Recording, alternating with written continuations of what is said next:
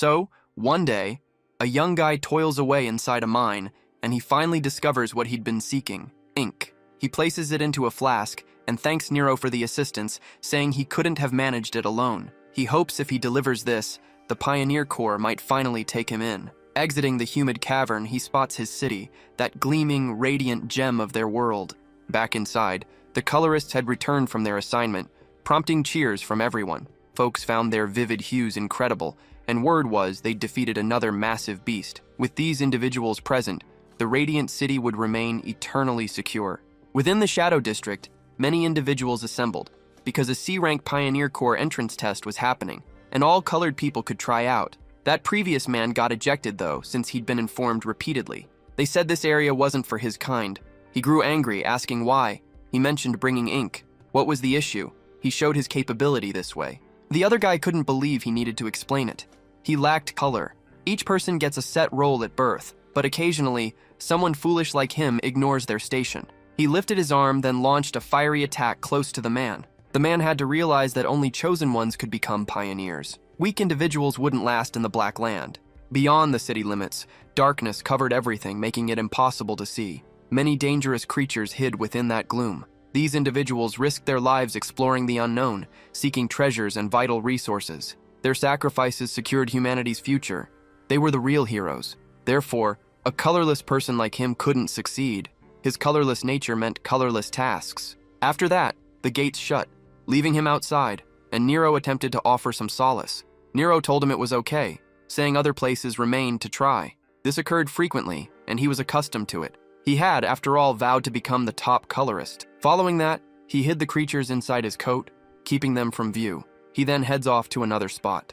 But while he's doing that, someone observes him from up high and they're really interested. The kid keeps trying repeatedly, but he has no success. It's another similar day. Sadly, he visits Mari's workshop, and she welcomes him, noting he looks down, so he probably got rejected once more. He confirms it, and Nero leaps to her side. She says those people lack talent recognition, adding he'd surpass most pioneers. The boy's angry they refuse colorless individuals regardless of their efforts. Mari's also surprised since he easily gets items from the Black Land.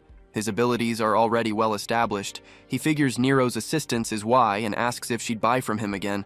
Mari agrees, saying she'll offer a fair price. She's been low on ink recently. It's been a real problem. He mentions they keep discussing increasing pioneer numbers because of that issue. Their entire existence relies on that ink. He hopes they'd accept him soon, since he's prepared to work hard. Mari asks Kay if he considered their previous conversation, but he's unsure what to make of it. That sort of location feels odd. She slams paper on the table, telling him he must try every possible option. He can't predict the outcome, and it's a huge chance. Kay examines it. He'd hesitated to apply, expecting failure. He questions if his abilities would even function there. Mari thinks this is a big chance, so he should attempt it. If it's truly merit-based, they'll definitely see his talent. He wants to become a pioneer, doesn't he? He said that since childhood, his family will back him up always. Kay agrees with her. He can't afford to be choosy. He'll also submit an application to Dawn Pioneer. He thanks Mari, saying he'd return shortly. While he's walking the streets and checking out the pamphlet, Nero starts to growl because the guy who watched him earlier is now right behind him and delivers a powerful blow, slicing Kay's back, and he hits the ground face first. Someone's shocked he's alive, but the attacker says it won't matter. He'll be dead shortly. No one would mourn a colorless person's demise anyway. Nero moved closer to his face, then started crying, and Kay, barely conscious, wished it would escape. Later, he regained awareness in a totally deserted area, and his attacker remarked on his terrible fortune. He'd now enter that spot while still living. This substance was waste from mixed ink colors. It's deadly for people. If he dropped in, no trace of him would remain. So, it's ideal for body disposal. Kay inhaled deeply and asked why they'd attacked him. The man confessed his own surprise, but said no one expected to discover such a valuable thing in the Shadow District. This creature was intelligent enough to track a person. Such an existence is truly rare and commands a high price. When Kay saw Nero, he tried to fight back, but the attacker knew a colorless like him was powerless. Selling that thing on the black market would mean retirement for them. It was too good for a colorless like him. Kay cursed his carelessness. He'd let his guard down. He always faced contempt and discrimination. But why were they taking Nero, his own family, for such a stupid reason? For the first time, true anger filled his mind. Then, a black mist appeared, and the attacker sensed something was happening. It felt like he was being pulled away. The attacker tossed Kay aside. He thought they'd already wasted too much time. They needed to rush and sell the item. Despite the grime, Kei's thoughts remained with Nero, but his body just wouldn't respond. He wondered if his life was truly ending so pathetically. He hadn't yet fulfilled that promise. Then, a voice suddenly called to him, asking why he was just lying there. Kei asked who spoke, and countless thoughts flooded his mind. He'd reclaim his color with a final command to finish everything.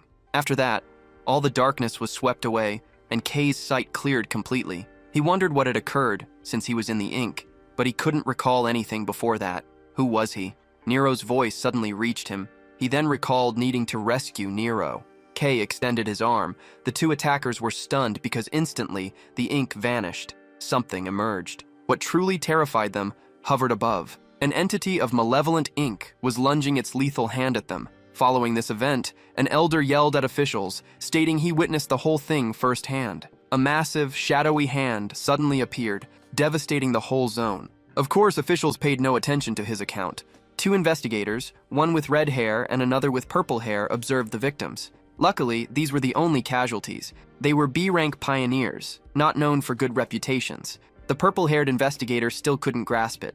What caused them to lose all color? The red-haired investigator felt it was crucial, but they needed to put that aside for now, since a giant creature had appeared within the city. The officer chief suddenly arrived, stating it was an honor to meet them. He was in charge, but asked what brought such busy people to the Shadow District. The red-haired investigator told him not to be nervous. They were there for a creature investigation request. He wanted to inspect the incident site, asking for a guide. The officer in charge immediately directed them to the location, and they surveyed the area, quickly discovering creature traces all over the zone. Black ink. The purple-haired investigator noted they tracked all recent large creature sightings. But for one to suddenly appear inside the city, even from the outskirts, felt too strange. Normally, this city only saw harmless small creatures, like cats, rodents, or avians. If this was a new mutation, what action would they take? The red-haired colorist advised against immediate conclusions.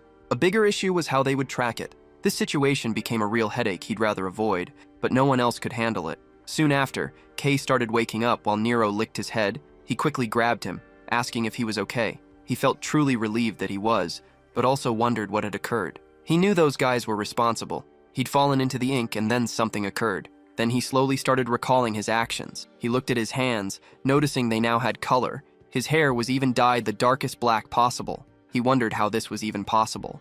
A sudden color change seemed inexplicable. The area was incredibly dark. He found it impossible to see anything clearly. He asked Nero for some assistance, and the small companion then leaped into the sky, releasing a potent light beam which showed ink creatures had been observing them. Kei felt an immediate dread. He wondered about their location. Was this the Black Land? This was the Black Forest, an area accessible only to B-rank pioneers or higher.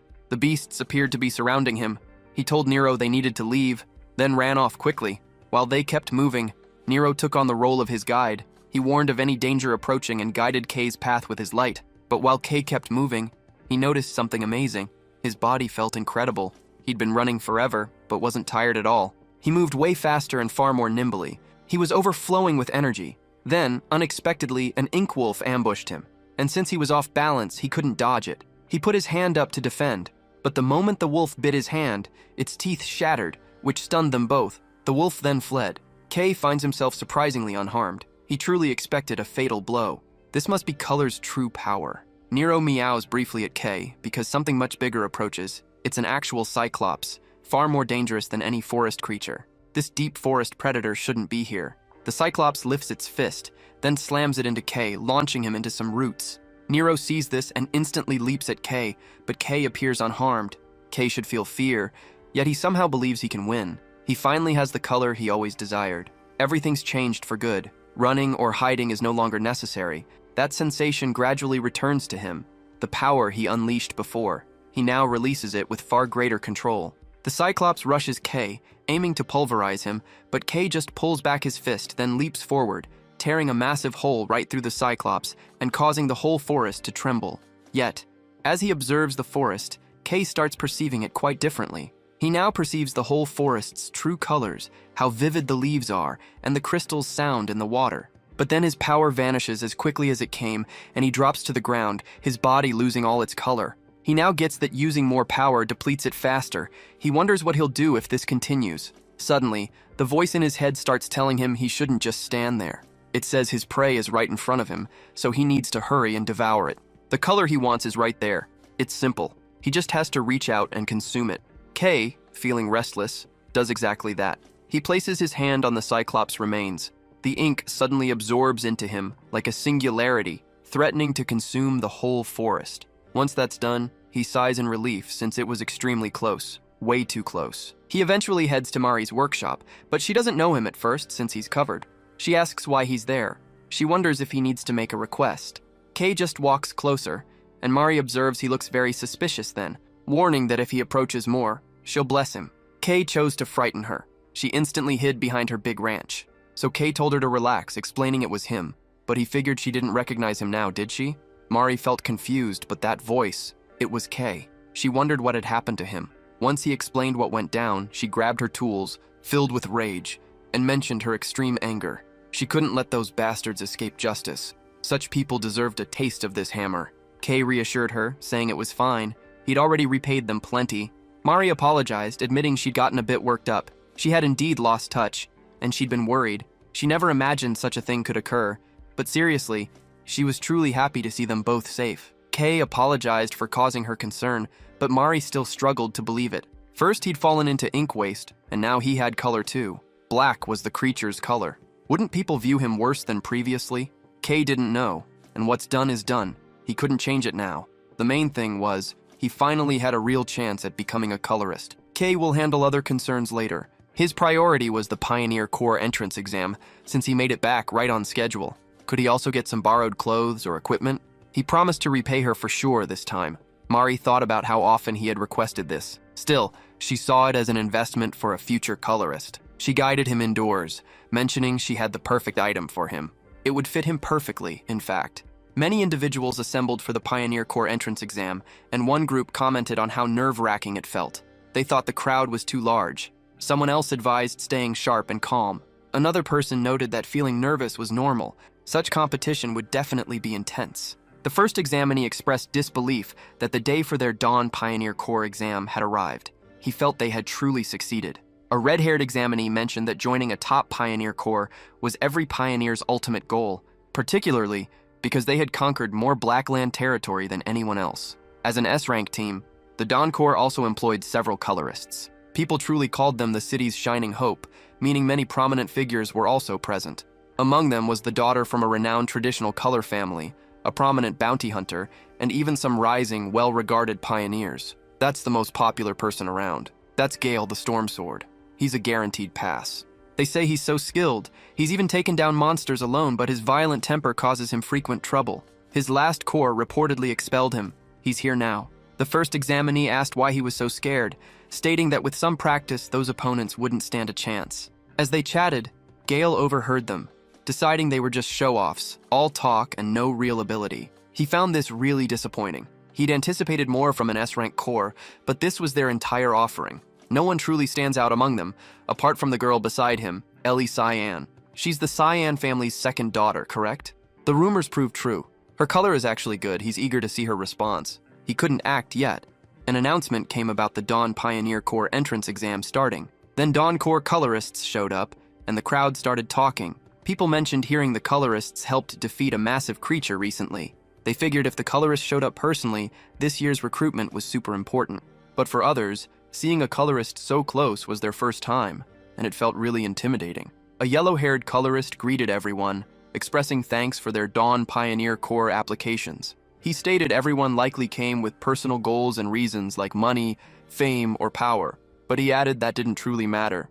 Ultimately, real skills were essential, and that's what mattered to them. They sought exceptional individuals able to enter the Blackland and reclaim human territory. Mediocrity wasn't welcome, so they needed to start immediately. He mentioned they likely noticed, but the initial test would be a tournament. Out in the field, a pioneer's combat skill is everything. It's pure survival. Weakness means death. It's the law of the wild. They'll prove their abilities here. Tournament outcomes decide who clears round 1. When their number's announced, they should go on stage. Gale's number gets announced, along with another's. Spectators are shocked to see a star fight so early, they feel a bit sorry for his opponent. Gale considers himself fortunate to watch the show start. He'd been incredibly bored, but he's wondering how to handle his opponent. Stepping onto the stage, he spots a creepy-looking person cloaked in darkness. The figure stands oddly, appearing utterly frail. That doesn't really matter, since things have been so dull lately. On a stage like this, holding back isn't necessary, right? He instantly activates his storm sword. Everyone's amazed he handles a spout so well at his age. It's clear why they call him a genius. Gale challenges his opponent to attempt a block, or face being sliced apart. His opponent, observing this, the moment Gale gets close, lands a powerful jaw punch, sending Gale crashing against the wall, which stunned everyone. No one understood how he managed that in a single blow. Gale was defeated in one strike. It seemed impossible. Kay observed that it truly surprised him. Kay wondered why the situation escalated so fast. His black hair immediately shocks people, since it's a creature's color. No one should have that color. Black Ink's power even took out the storm sword in one shot. Kay isn't nonchalant about this, though. He just wonders why everyone is so quiet. Maybe he messed something up. Kay wins his incoming fights with practiced ease. One guy tries throwing rocks at him, but Kay punches him out easily, and it's the same for his other two opponents. They really don't offer any challenge. The colorists find this kid really promising. He really stands out among this year's participants. No one's ever had black hair before. It's a first. Word will spread fast, so they need to claim him now. Suddenly, someone arrives, saying they've been working hard. It's Chief Red. That's a unique name. Chief Red inquires about the test's progress. He mentions seeing the yellow-haired colorist, who questioned his presence. The colorist heard Red had a special assignment. He noted the assignment was stalled, making no progress, and caused him trouble, so Red chose to take a break. He asked if they had any promising candidates this time. One color was indeed confirmed. It wasn't only the cyan family, but also a truly distinct individual with black hair. He apparently noticed this already. He even eliminated a top contender decisively. His acceptance is practically guaranteed, they said. The purple-haired colorist questioned if it was truly him. Red speculated a new color emerged following a strange event. That timing was certainly quite convenient. For now, they needed to observe him and see his capabilities. Kay felt pleased. He's on a winning streak. He can surely become a pioneer, but he still needs caution. Losing his color again from overuse would cause serious problems. Suddenly, a powerful ice surge distracted him. Ellie easily defeated another competitor. Spectators discussed the Cayenne family's breathtaking color, calling it impressive as usual. They noted her genuine skills, typical for a prestigious family. It was truly remarkable. She pondered if anyone could defeat her while descending the stage, passing Kay, giving him a brief look before walking away, which confused him. The yellow-haired colorist declared the first round finished. He thanked everyone for their efforts, explaining they were behind schedule and would proceed directly to the next test. Those eliminated should return and attempt it again later. The examinees left without much complaint, hoping next year's attempt would be simpler, just before the yellow-haired colorist could reveal the next test. Red told him to pause. He wanted to handle this test himself. His appearance surprised everyone since he's among Shining City's best colorists. He holds the most accomplishments from reclaiming and hunting in the Black Land. His destructive power makes other colorists avoid him. Rumors say no one passes when he's in charge. They're definitely in trouble. The yellow-haired colorist questioned the wisdom of this. The core leader wouldn't like it, since altering the test was a privilege. Red replied it was fine. He'd face daily nagging regardless, so more wouldn't matter. He informed everyone the test was simple. They only needed to endure. Suddenly, he unleashed his color on them, trapping them in fiery bubbles. He explained he'd recreated part of an environment he'd experienced. It would get quite hot. The Black Land features all sorts of brutal environments. People barely survive in them. What he just used felt cozy, like a heated room by comparison. This is easy.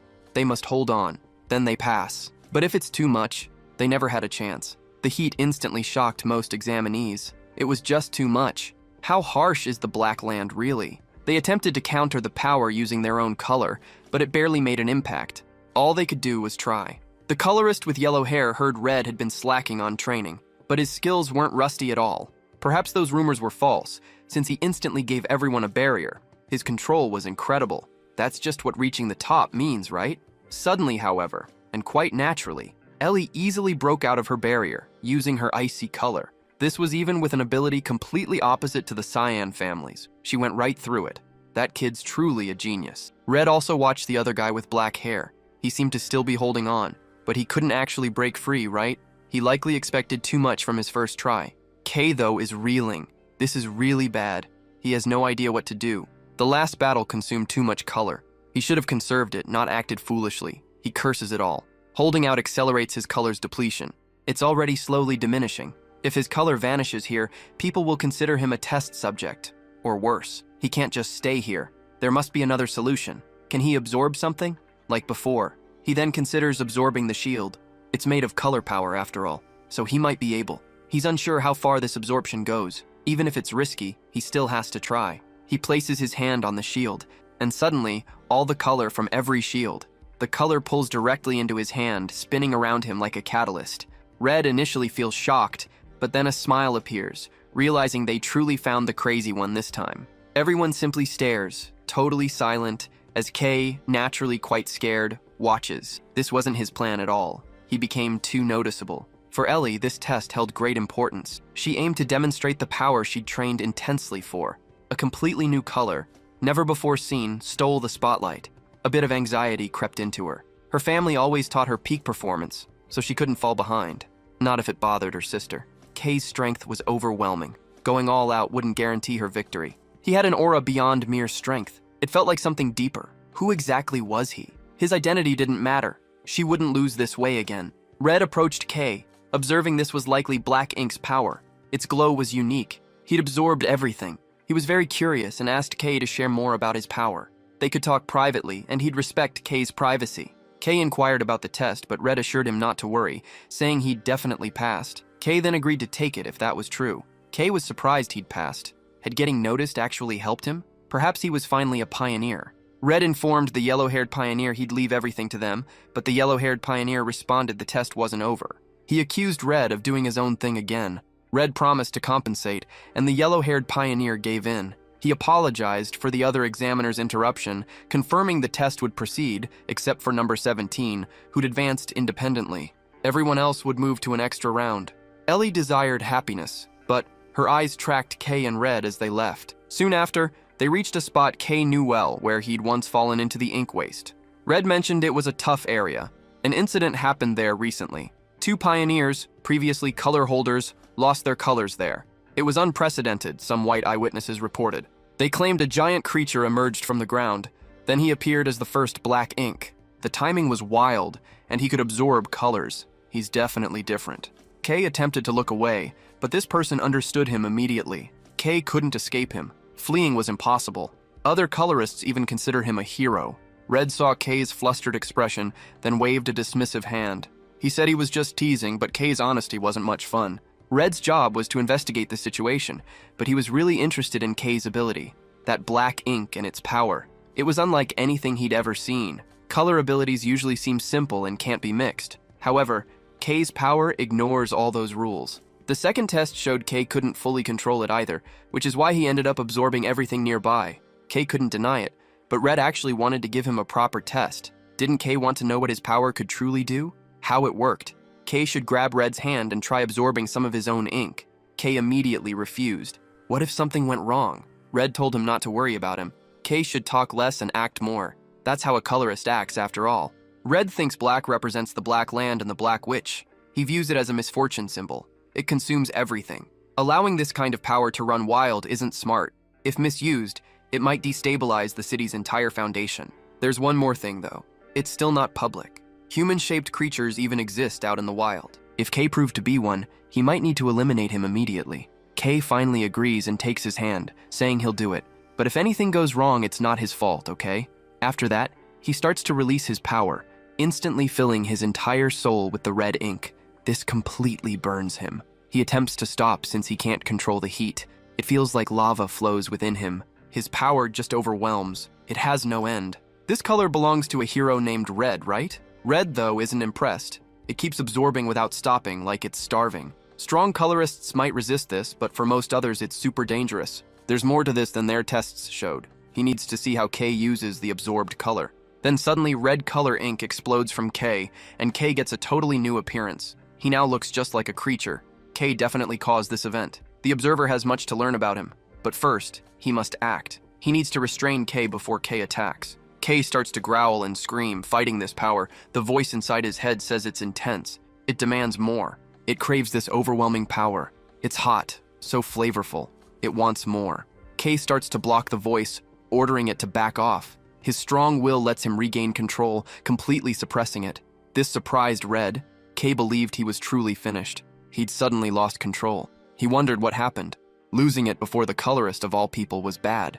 He needed to quickly understand his ability. He approached, noting the power felt overwhelming, but it did work, he thought. Red mentioned this was quite exciting, honestly, and said it was good. That was sufficient for a test. Also, he'd likely noticed he's been managing everything here since his hiring. He needed to discover who was responsible, and a very suspicious person stood right before him.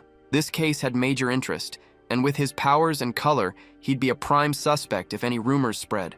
Even though this happened outside the city, the damage probably hit millions. Kay could cover the cost, but officials might exile him, or worse, use him as a test subject.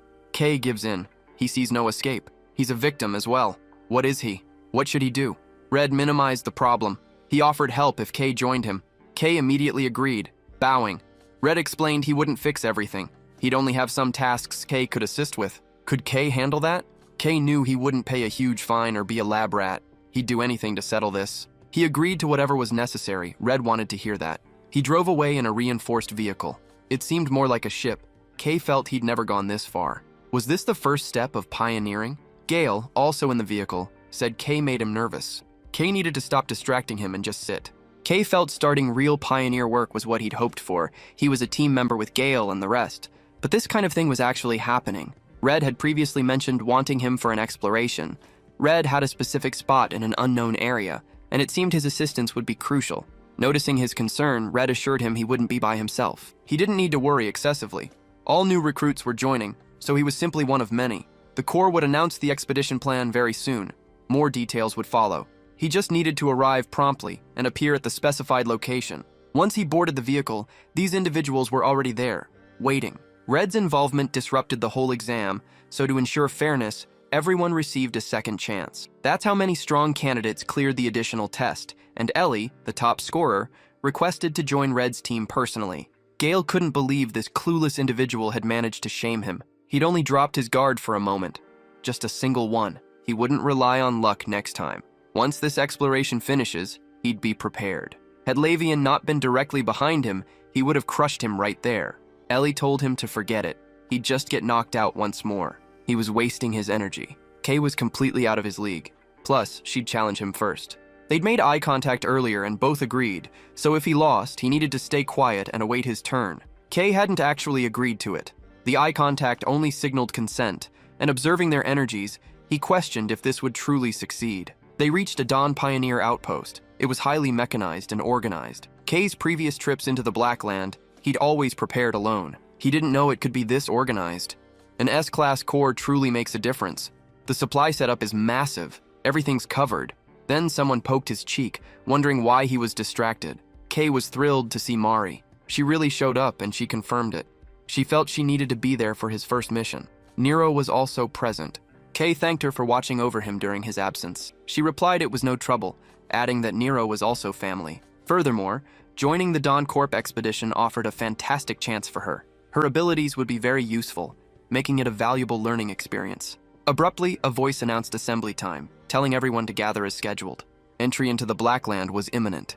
Kay returned Nero to her, mentioning he needed to depart. Mari advised him against recklessness. She then told a fidgeting Nero not to be sad, assuring him Kay would return quickly. But then, Nero suddenly leaps from her grasp, then merges with his shadow.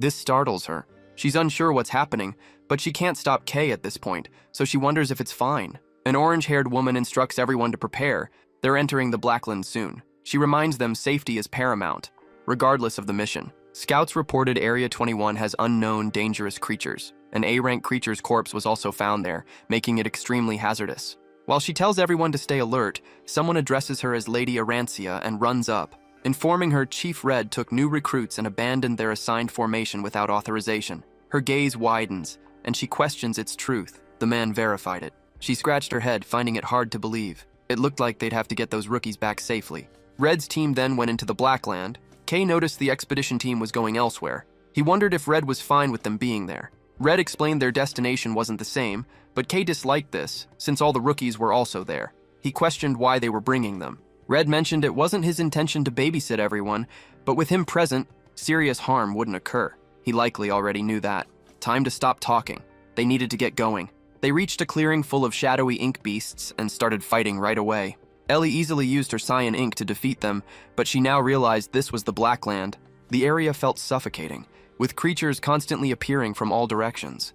This actual combat differed greatly from her training. She also needed to monitor her energy. Wasting it meant running out quickly. Her movements needed more precision, and she had to plan. She wouldn't be relying on Kay. Then she watched him handle a creature. Her gaze widened, and she inquired if he lacked a spoit. He hadn't used one during the entrance test either. Kay, looking puzzled, told her he simply didn't own one. Those things cost a lot, and he thought he could manage. So, he never actually used one. Both of them were totally bewildered. He truly never used one. A spoit is an essential tool for pioneers battling creatures. Defeating these creatures requires mixing colors into them using a spoit, but this person simply defeated them without any weapons. Gale started trembling. He then faced the person who didn't even use a spoit and couldn't inflict any damage. His resolve strengthens. He promises to personally defeat Kay one day. Upon observing this, Red simply smirks. He thinks this situation is quite good. It needs two brilliant minds to ignite such passion, he figures. Events will definitely become more engaging. Regardless, he urges them forward. They're nearly at their destination, so they need to exert a bit more effort. They'll quickly clear this area, then they can celebrate. Following the defeat of several additional ink monsters, Red grants them a brief pause. He reminds them they haven't truly begun, so they can't relax their vigilance. They should reassemble individually for 10 minutes. Then they'll depart once more. Gale retrieves a vial, expressing disbelief at how quickly he used up so much color. Kay glances over and notices he's consuming personal ink. This is a special alchemically processed ink that replenishes color and vitality. It's a crucial item for any pioneer. It's custom crafted to suit each individual's distinct color, making it quite costly. They're just drinking it down like it's water. He's definitely envious, but he doesn't even need it. Ellie notices him leaving and questions his actions, before he just consumes the ink beasts they previously defeated. He should be completely healed after that. That's pretty good. Ellie asks if he's alright, and he tells her he's perfectly fine. He's done this many times before. Ellie seems a bit puzzled. He simply absorbed the monster, and there's no issue. Gale figures this person is truly crazy. He just ingests it without a second thought. Before more speculation, Red informs them their break ended. They've had sufficient rest, he says. They need to move since they're already here. They soon discover a type of dark barrier, and Kay questions what it could be. Red clarifies this is exactly why he led him to this spot. He needed to witness it personally. A red blast then shot from him, hitting the barrier. Attempts to forcibly breach it only made it dissipate. The barrier absorbs any power, becoming much tougher. The absorption mechanism resembled his own ability, so he suspected his power might dismantle the barrier. Beyond the barrier lay a route into the ruins, and their mission objective was located within those ruins, specifically Stella fragments. Kay's eyes widened when he heard this, while the others questioned what a Stella fragment actually was, but Kay said nothing. Red simply informed them that Shining City desperately sought it, promising a later explanation. First, they needed to focus on removing the barrier. Kay approaches the barrier, then he touches it. The barrier instantly starts swirling into him. This makes Red genuinely smile. He says it's truly working, noting the barrier's disappearance. His power will likely prove very useful moving forward.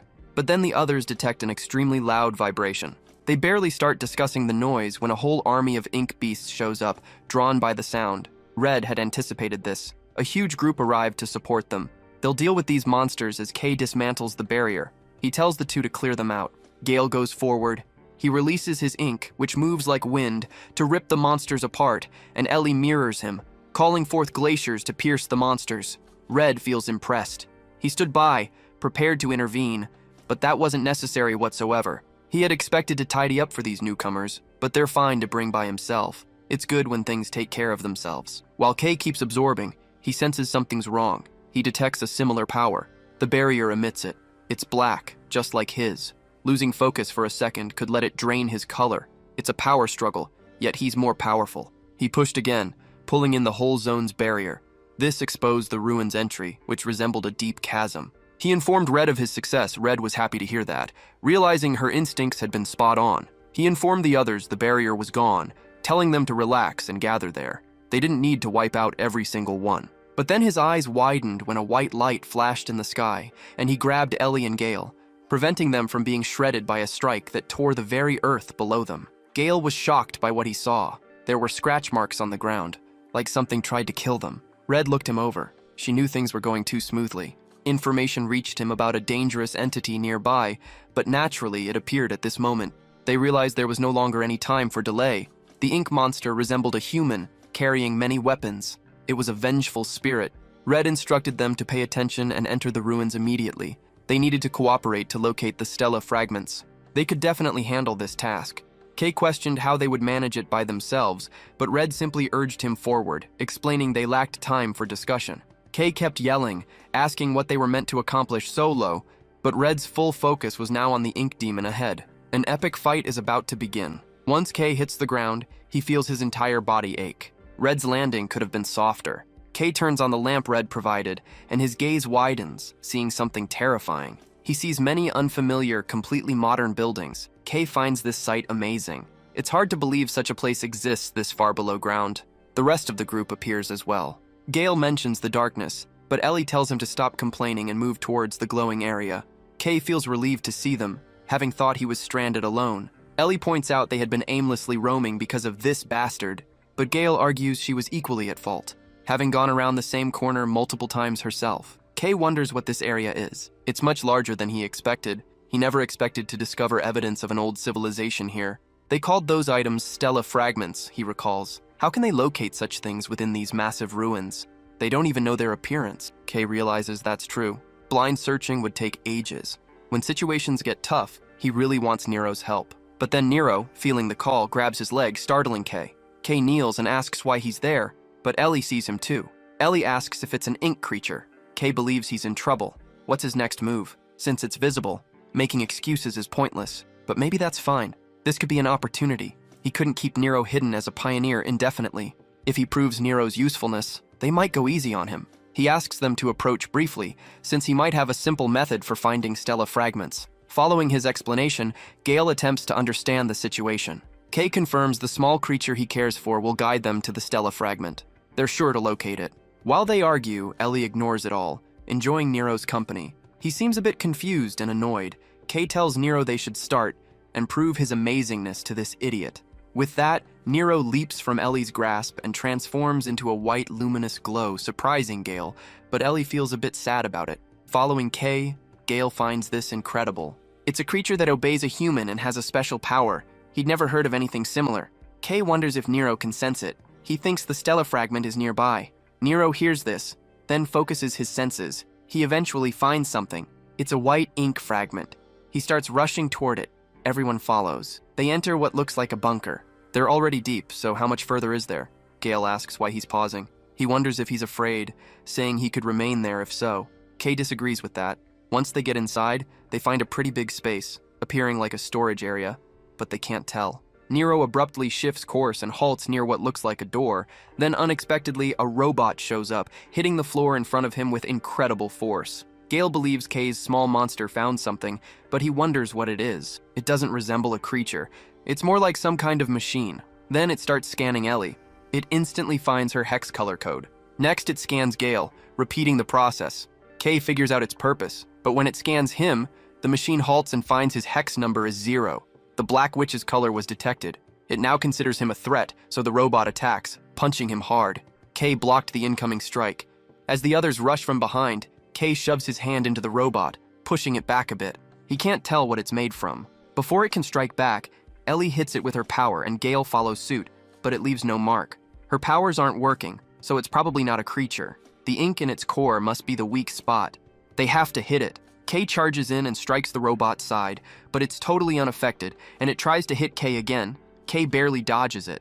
Regular attacks do nothing. He needs a new plan. He'll coat himself in black like last time. That should work. That consumes true color fast. So he'll just coat his fist in black, which takes only seconds. Just as the robot moves to strike, he delivers his blow, totally destroying the robot, but its core remained whole. Still, after that, the robot shut off. Kay lets out a relieved sigh, since that thing proved more bothersome than expected. He then notices the core and observes it's unlike the usual ones. Mari will totally love it if he takes it to her, but the others questioned his recent power. Ellie believed he only absorbed color, so she needed a clear explanation. She'd use it as a guide for future battles. Gale mentioned he should have used it sooner if it was always available, but Kay asked why they were griping, since they weren't the ones affected. That move demands much color, so he only deploys it when truly essential. Unexpectedly, though, the door Nero was at swung open, revealing a dark void. Nero then emerged from cover, pointing at the door, indicating something was definitely present. Kay saw nothing at all, so he questioned its safety, wondering if it resembled the barrier they saw earlier. But then, the moment he touched it, something started pulling them inward, and they couldn't stop it, so the black void pulled them in. Once they recovered, they questioned their current predicament. The darkness prevents them from seeing clearly, only their bodies are visible. They've lost all color. All other things appear drained of hue, but K retains his. Back in the city's core, within the Eastern Administration Office, a big, portly man hit the table with his fist while reviewing a pile of documents. He asked his secretary if anyone had located him and where he went.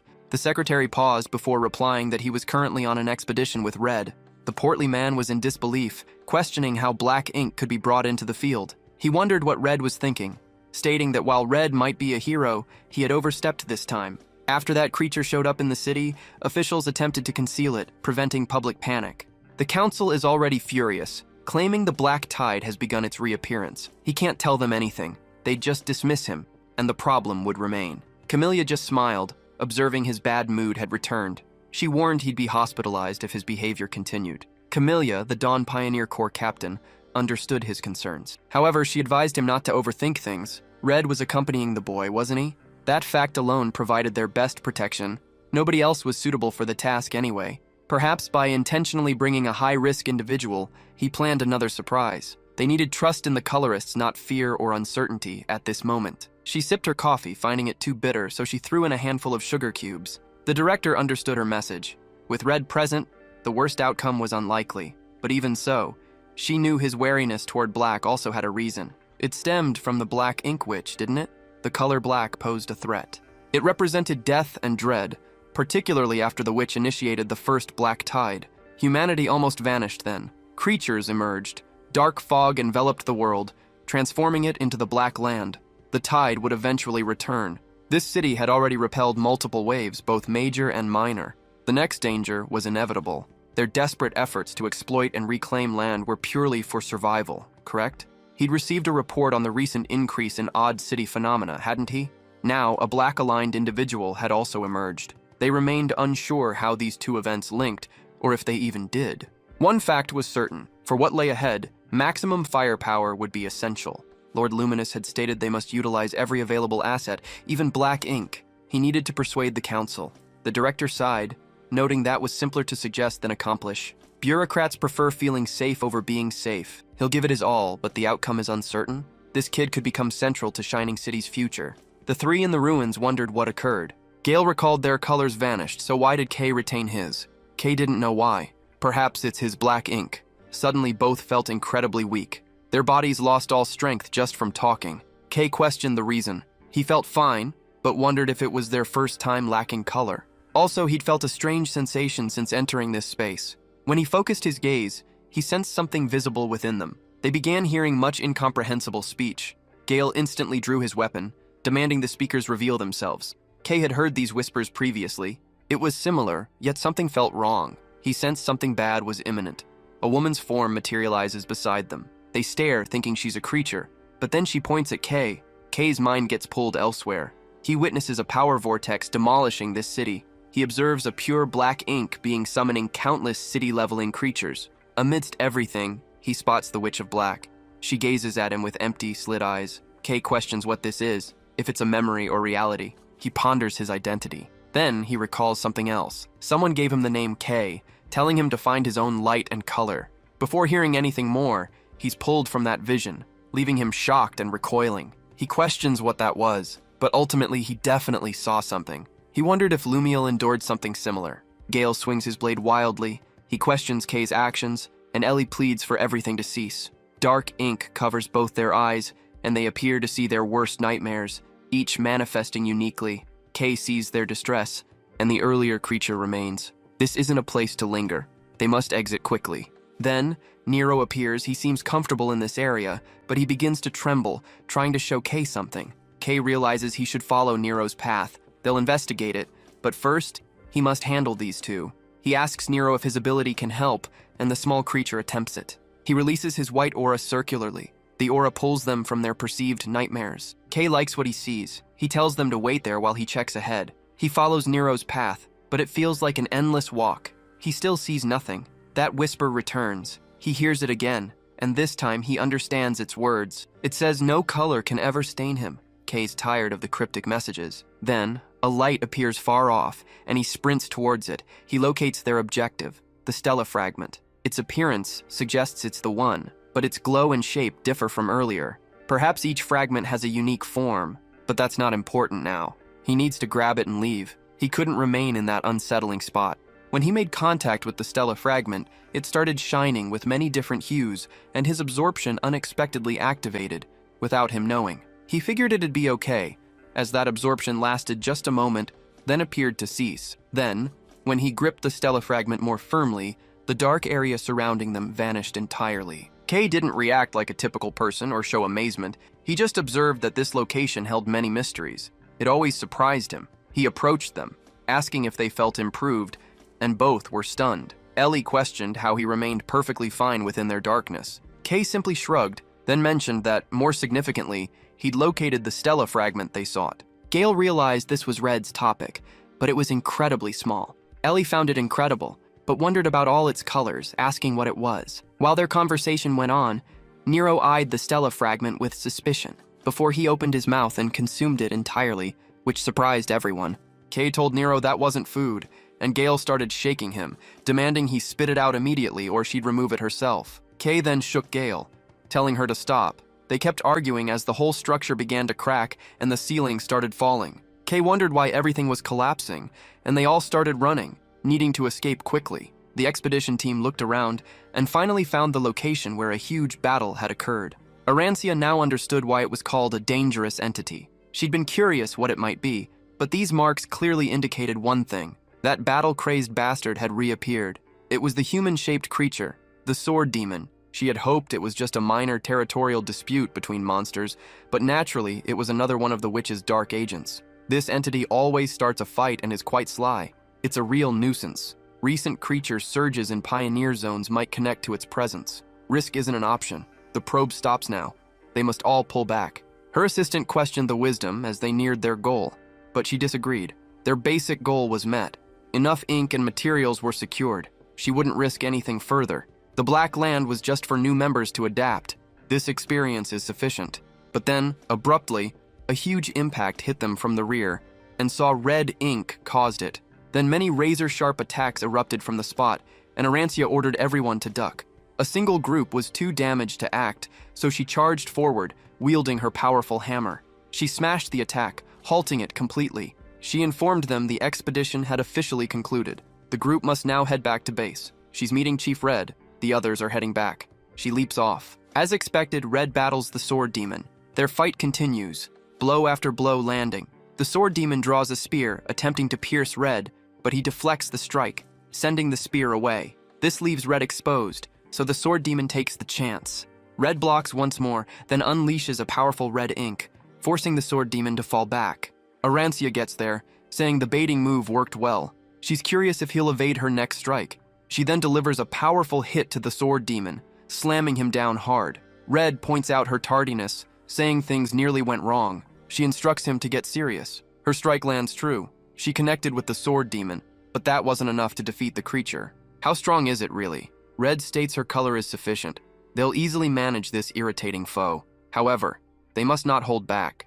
Arancia considers her timely arrival fortunate, since no colorist, herself included, wishes to witness his true power. He's aware of that.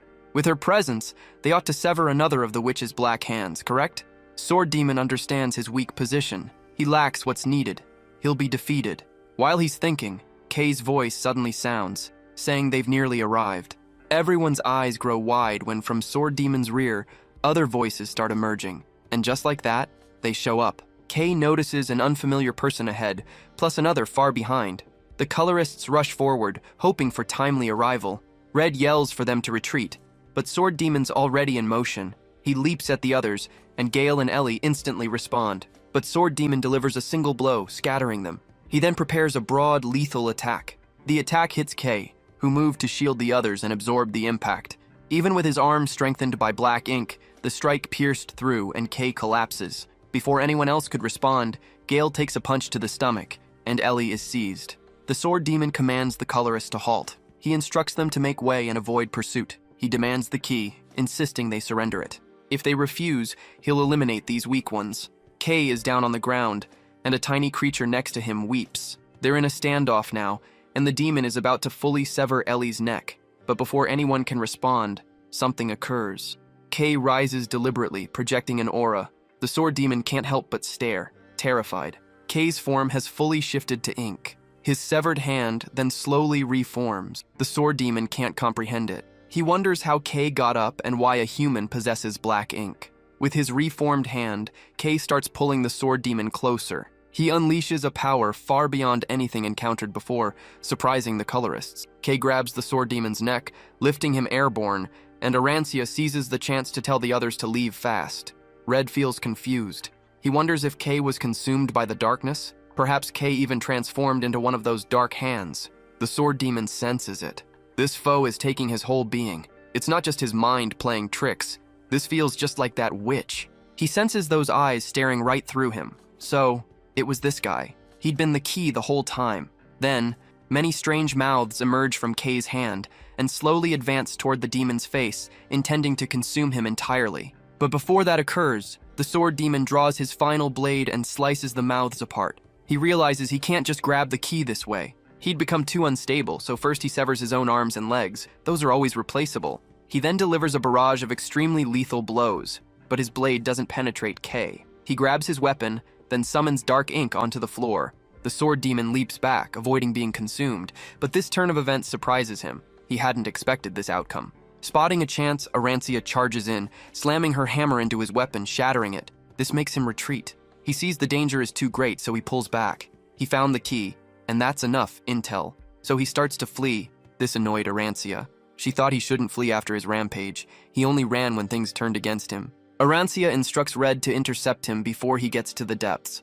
Red's already pursuing him, questioning his destination. He releases a massive amount of power, infusing his blade and chroma, which extinguishes Flamestrike, severing the sword demon's hand and the ground directly in front. He permanently loses a hand because of chroma.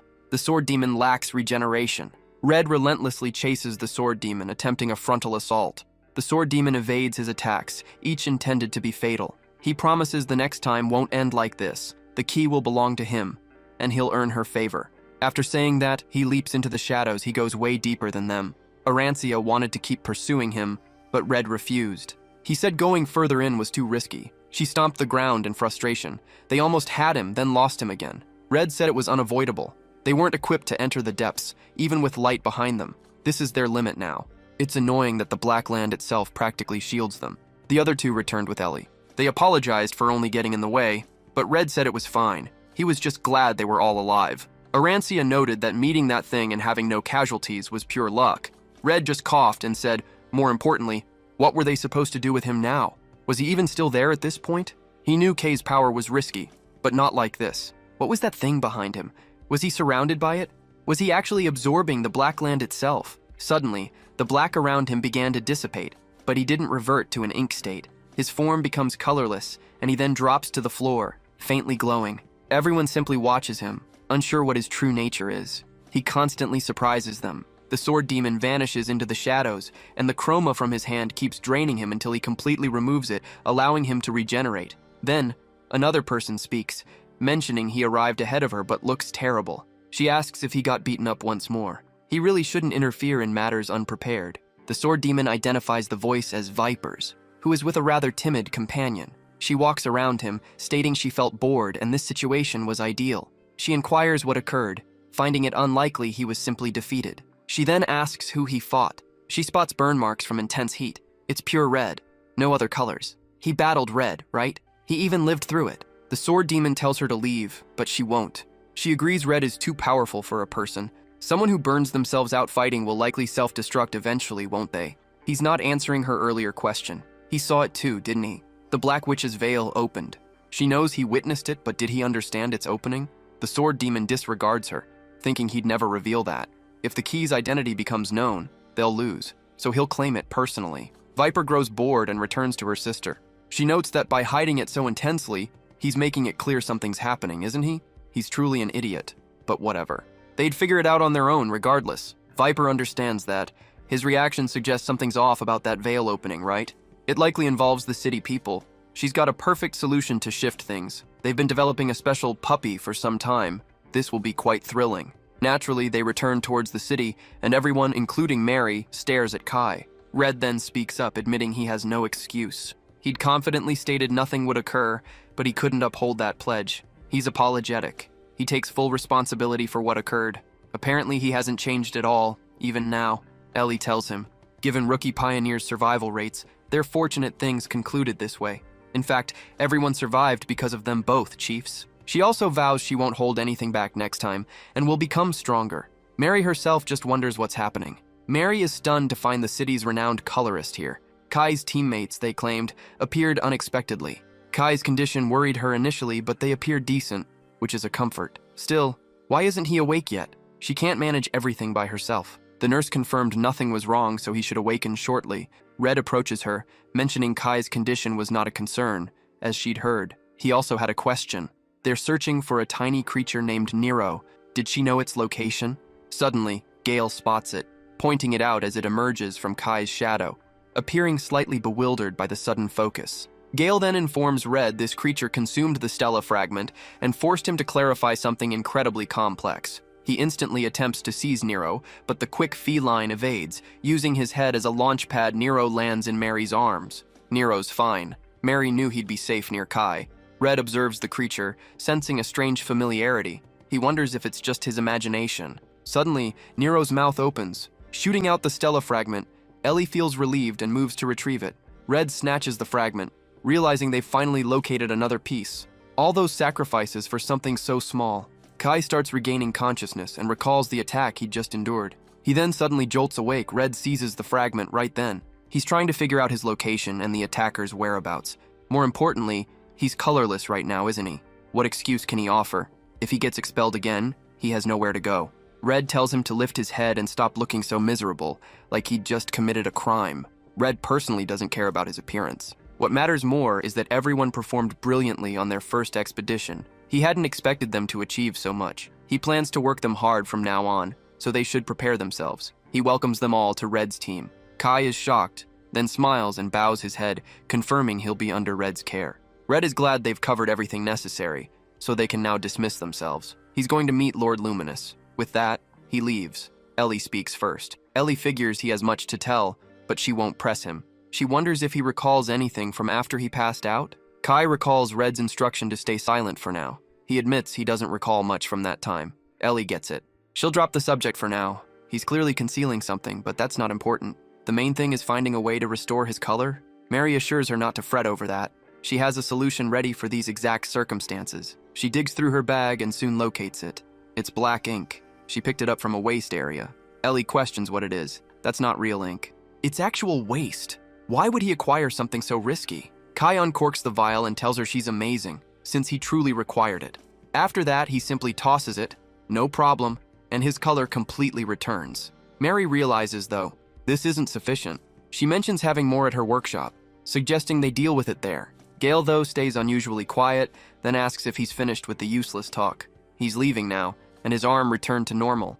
Only high-level healing colors possess body generation and advanced ability. He wondered how that was possible for Kai.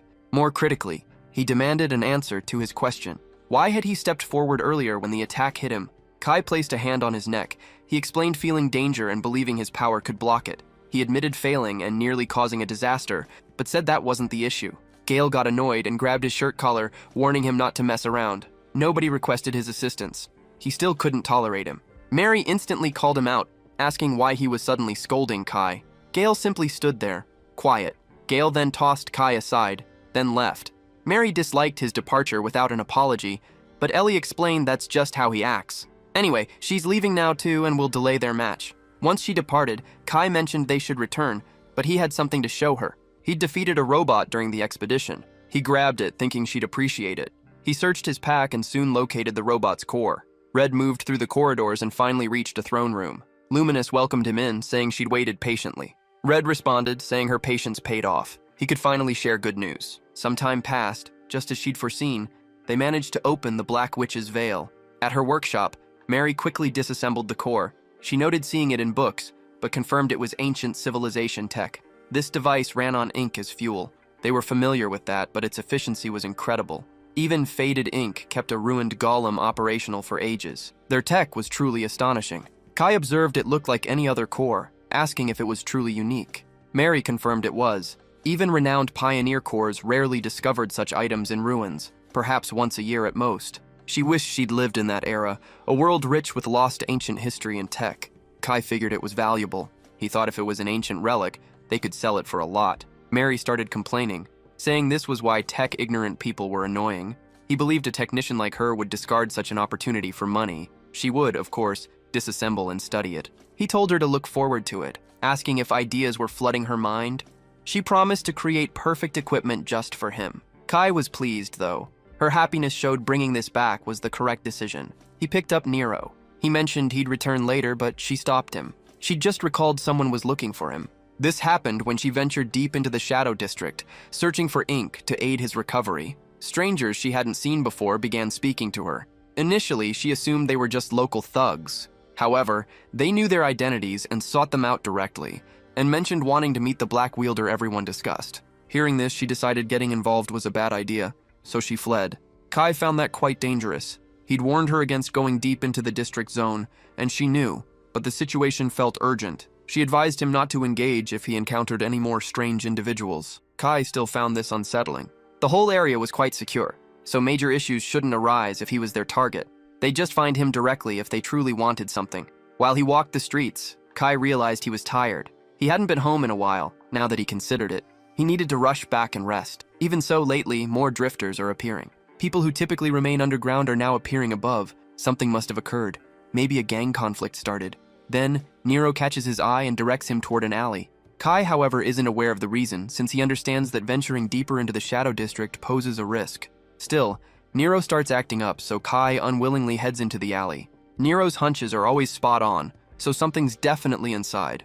Perhaps he should test his training, similar to when he first covered his hands in black. He'll concentrate his energy within his eyes. His sight has changed on its own multiple times already. He could perceive what others couldn't. Copying that might help him locate objects in darkness. They call this method inverted sight. Once he uses it, he spots something. A woman with a very vibrant appearance. She leaves before he gets a chance to speak. He quickly pursues her, thinking she might be the one who requested a meeting. If she is, he must keep her in sight, also for Mary's protection. He has to apprehend her. But then, turning the corner, Kai instantly finds himself in an entirely new dimension. The entry point seals behind him, and Lord Luminous considers him quite intriguing. She hadn't intended to appear this early, but he should feel proud. Few people manage to locate her this way. Kai instantly reacts, visibly startled, and questions her identity. She states it's good to finally encounter a child of black. Her name is Celestia. Kai feels astonished. Her whole form radiates with all colors. He only knows one other individual who glows similarly. Kai wonders if this is the current Luminous. He thinks the city's top leader arrived for him.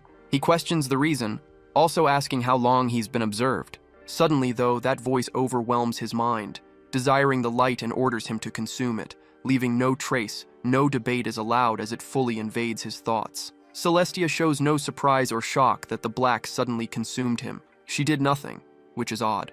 Red had informed her, but witnessing it firsthand proves more captivating. Darkness deeply consumes him, but he remains alive, and he's not turning into a black hand either. Maybe an unknown link exists between him and the Black Witch, Nyx. Some leaders sought his elimination, but she opposes it. Should he resist permanent consumption, his ability holds significant potential and worth. Protecting their city means they can't be selective with methods. Using Black Ink's power is necessary. Major success requires taking chances, so a chat was needed. Her staff appeared, then she drove it into the earth. This totally removed the black from Kai's head. Kai grabbed half his face, realizing the voice had never been clearer. Celestia then got curious about its nature. She wondered if that was the Black Witch's voice. Kai said he had no idea, just some whispers. Celestia told him to relax. She'd heard Red had sent word and wanted to meet him. Before that, she wished to express the city's gratitude. Kai didn't recall helping the populace, but then Celestia produced the Stella fragment. Few people grasp its true significance for the populace. Its return, that valuable light, was ample cause for gratitude. Kai thought his teammate was responsible too, and Celestia agreed. She knew he meant the whole team had done it. She knew that. The key thing is, he opened the Black Witch's veil. She wondered if he truly grasped its incredible nature. Not even the Luminous, herself included, could open it. Just the Black Witch, or maybe the Black Hands, can open it. Stellar fragments lie scattered across the Black Land, but the majority remain sealed within the Black Witch's veil. They've consistently fought the Black Hands to secure these. So far, they've only acquired a few fortunate pieces found exposed externally. Kai believes he understands, but she wondered why she was explaining this. He didn't even know the fragment's purpose. She questioned why Red, and even she, focused so much on them. Celestia had forgotten. That part needed explaining first. Instead of explaining, showing him would be clearer. He shouldn't discuss this with anyone. Just a few city residents are aware of this. Abruptly, the whole area transformed into a city-like environment. Celestia told him not to panic, saying she'd just brought them to her home. He's the first person she's ever shown this to, so that might be a good omen. He needed to observe closely. A stunning glow would emerge from the shadows. She then deployed the stellar fragment, releasing a vibrant vortex of hues, resembling an orbital attack, and Kai observed eyes wide as the Black Land started receding. Of course, word quickly spread. A new era began for the city. Luminous had repelled the Black Land, taking back their land.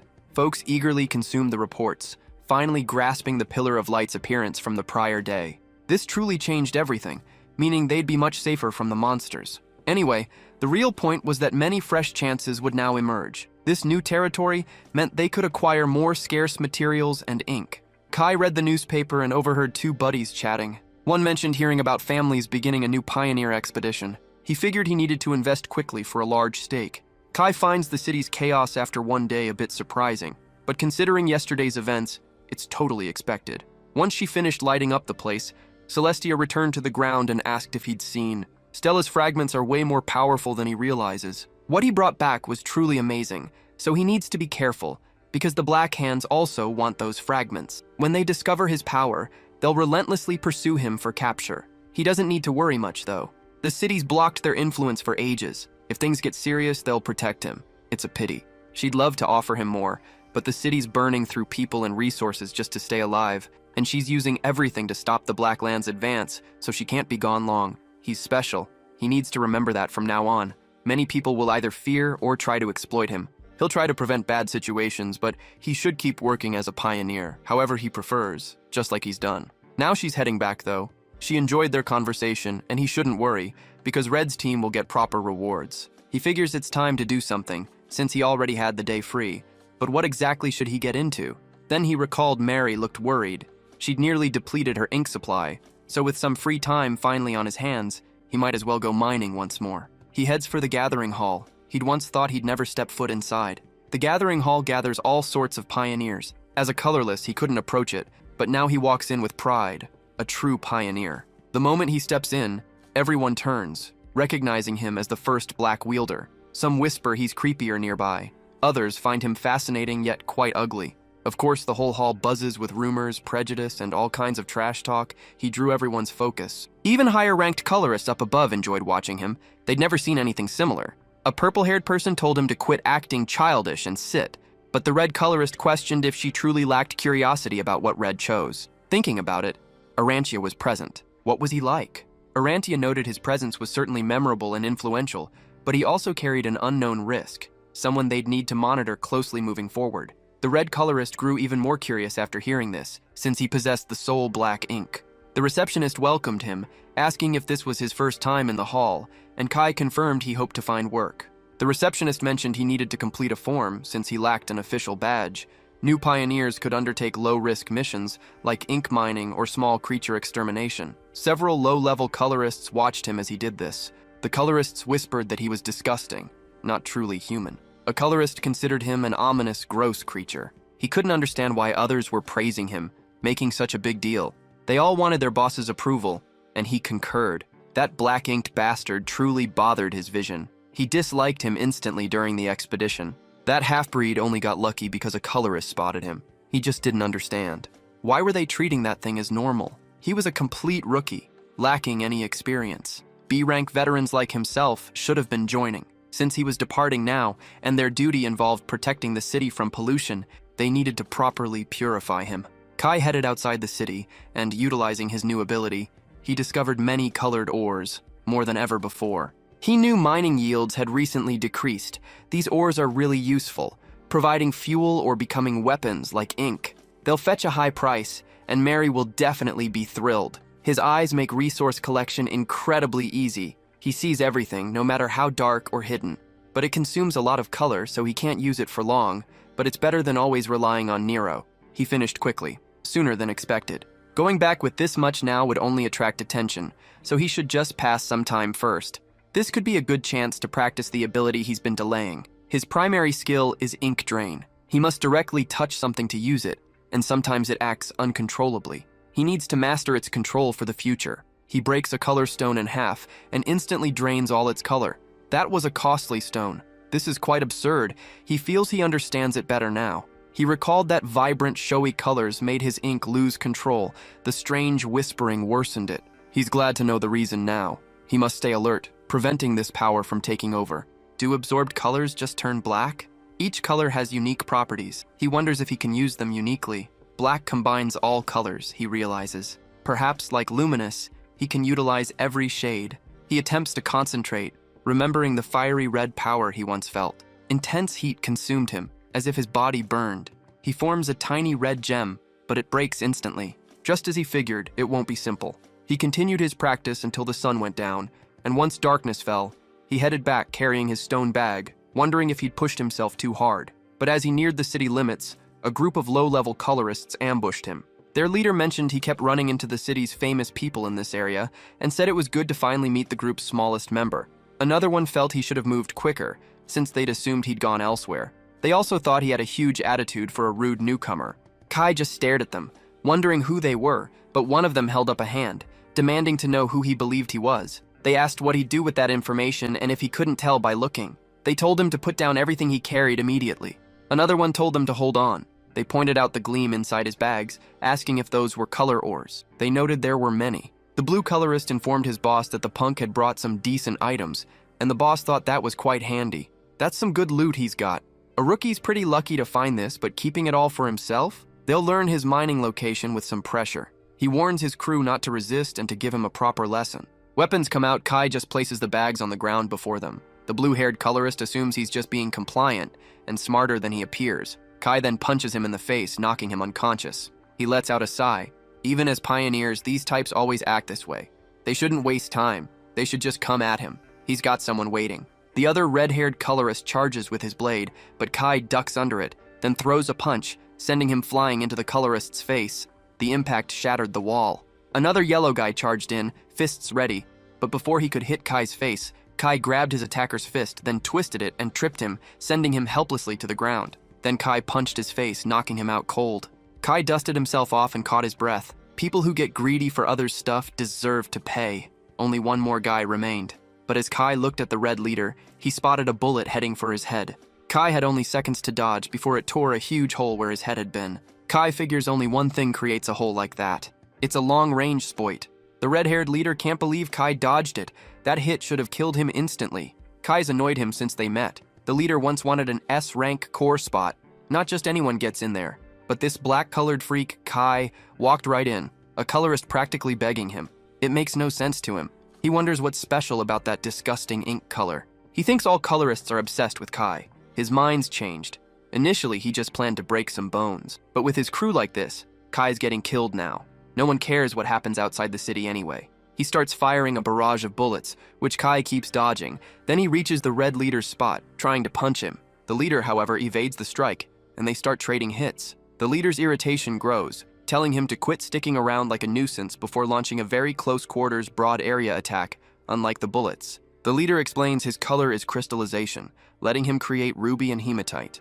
Even though it's a common ability, his custom spoit allows him to mass-produce powerful rounds. As long as he avoids bleaching from excessive color use, his bullets are endless. He claims he's on a completely different level compared to someone like Kai. Kai uses cover to shield himself from the bullets, cursing the leader's annoying but valid point. His close combat suggests he's likely at least a B-rank pioneer. He's got a terrible personality but solid skills. He considers absorbing the bullets, but even with his black covering, it couldn't block everything. A mistake could mean a fatal blow, just like before. The yellow colorist Kai had earlier incapacitated suddenly charges, attempting a grab. Kai dodges, but the yellow-haired colorist still gets a grip on his leg and tells his boss to fire immediately, saying he'll hold Kai. The boss praises his good work, then instantly shoots Kai, with a bullet piercing his head. However, Kai doesn't fall. He seems completely fine as he can absorb that.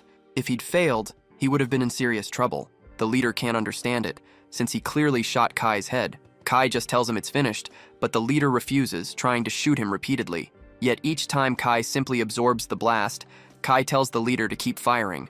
Kai wonders where the leader's amazing power went, the one that made him boastful.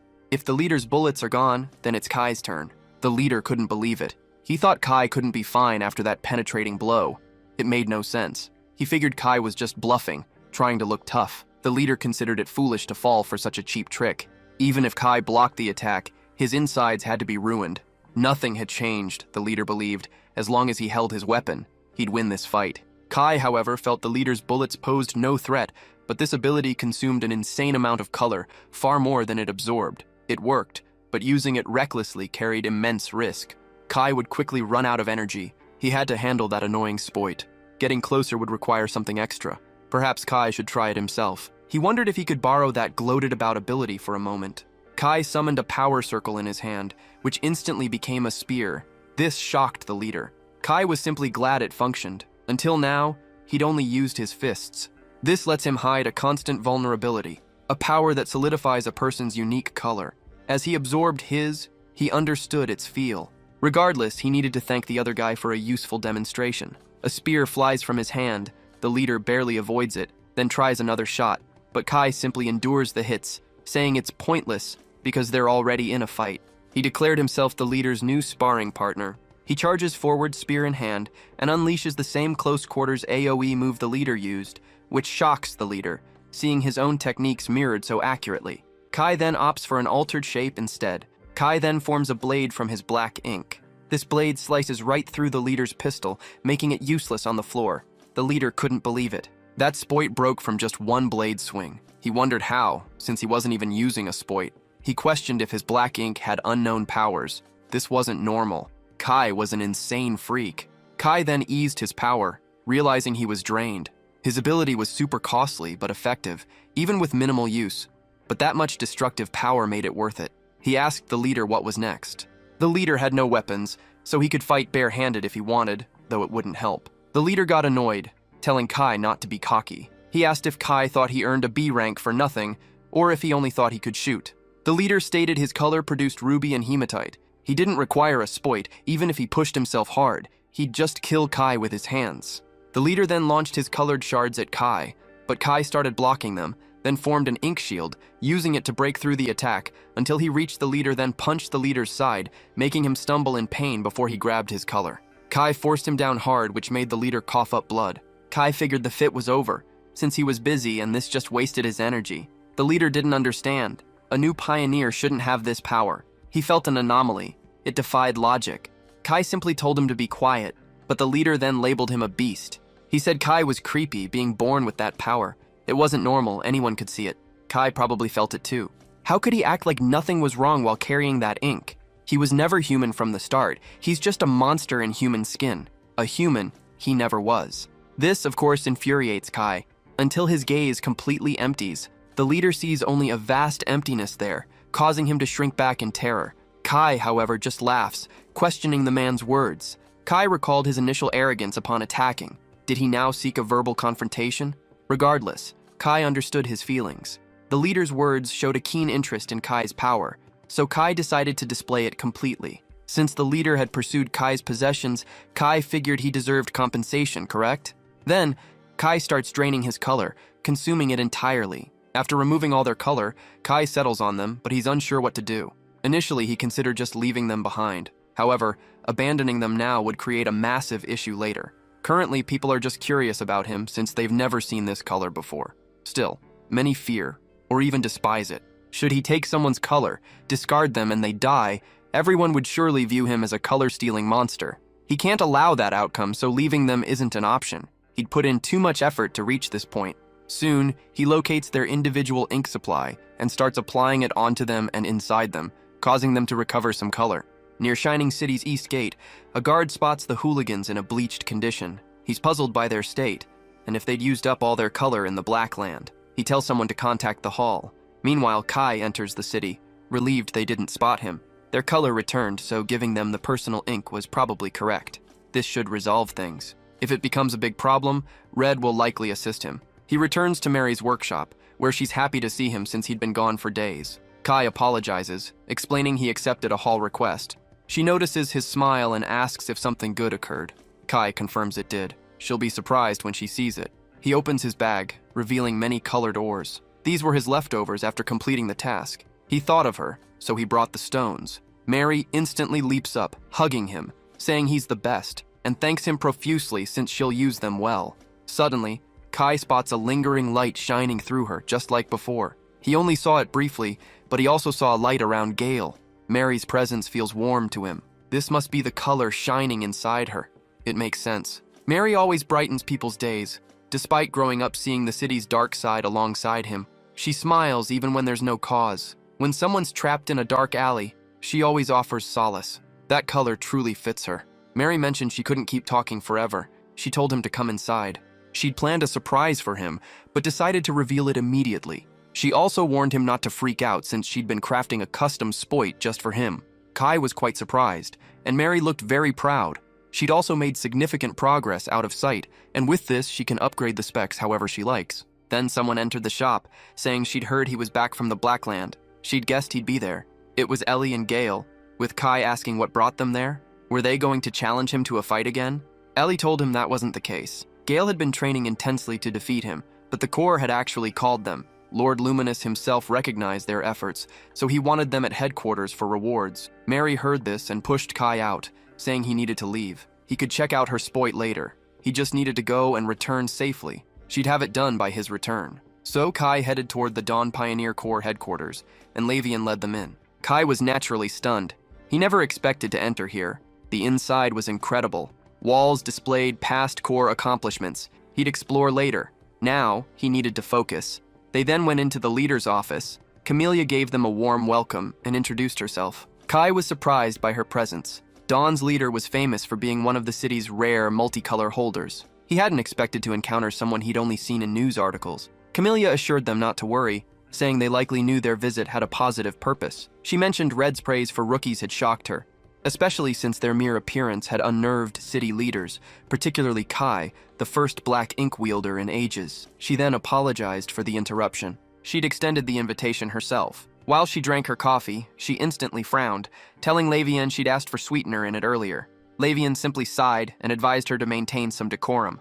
Camellia cleared her throat, stating introductions were over and they should focus on business. She'd give them 3 rewards for their recent mission. First, each person would receive 1. These were personal Pioneer safes, provided by higher-ups. Their pay and mission earnings were stored inside, so they could check them any time. Their core system guaranteed the funds, letting them withdraw cash from any city bank. Surprise hits Gale and Kai. Kai mentions he could likely afford a house using this. Camellia then gives them C-rank Pioneer IDs. These were issued early for rookies. They'd shown skill and results, so probation was skipped. This grants them hall access and city benefits too.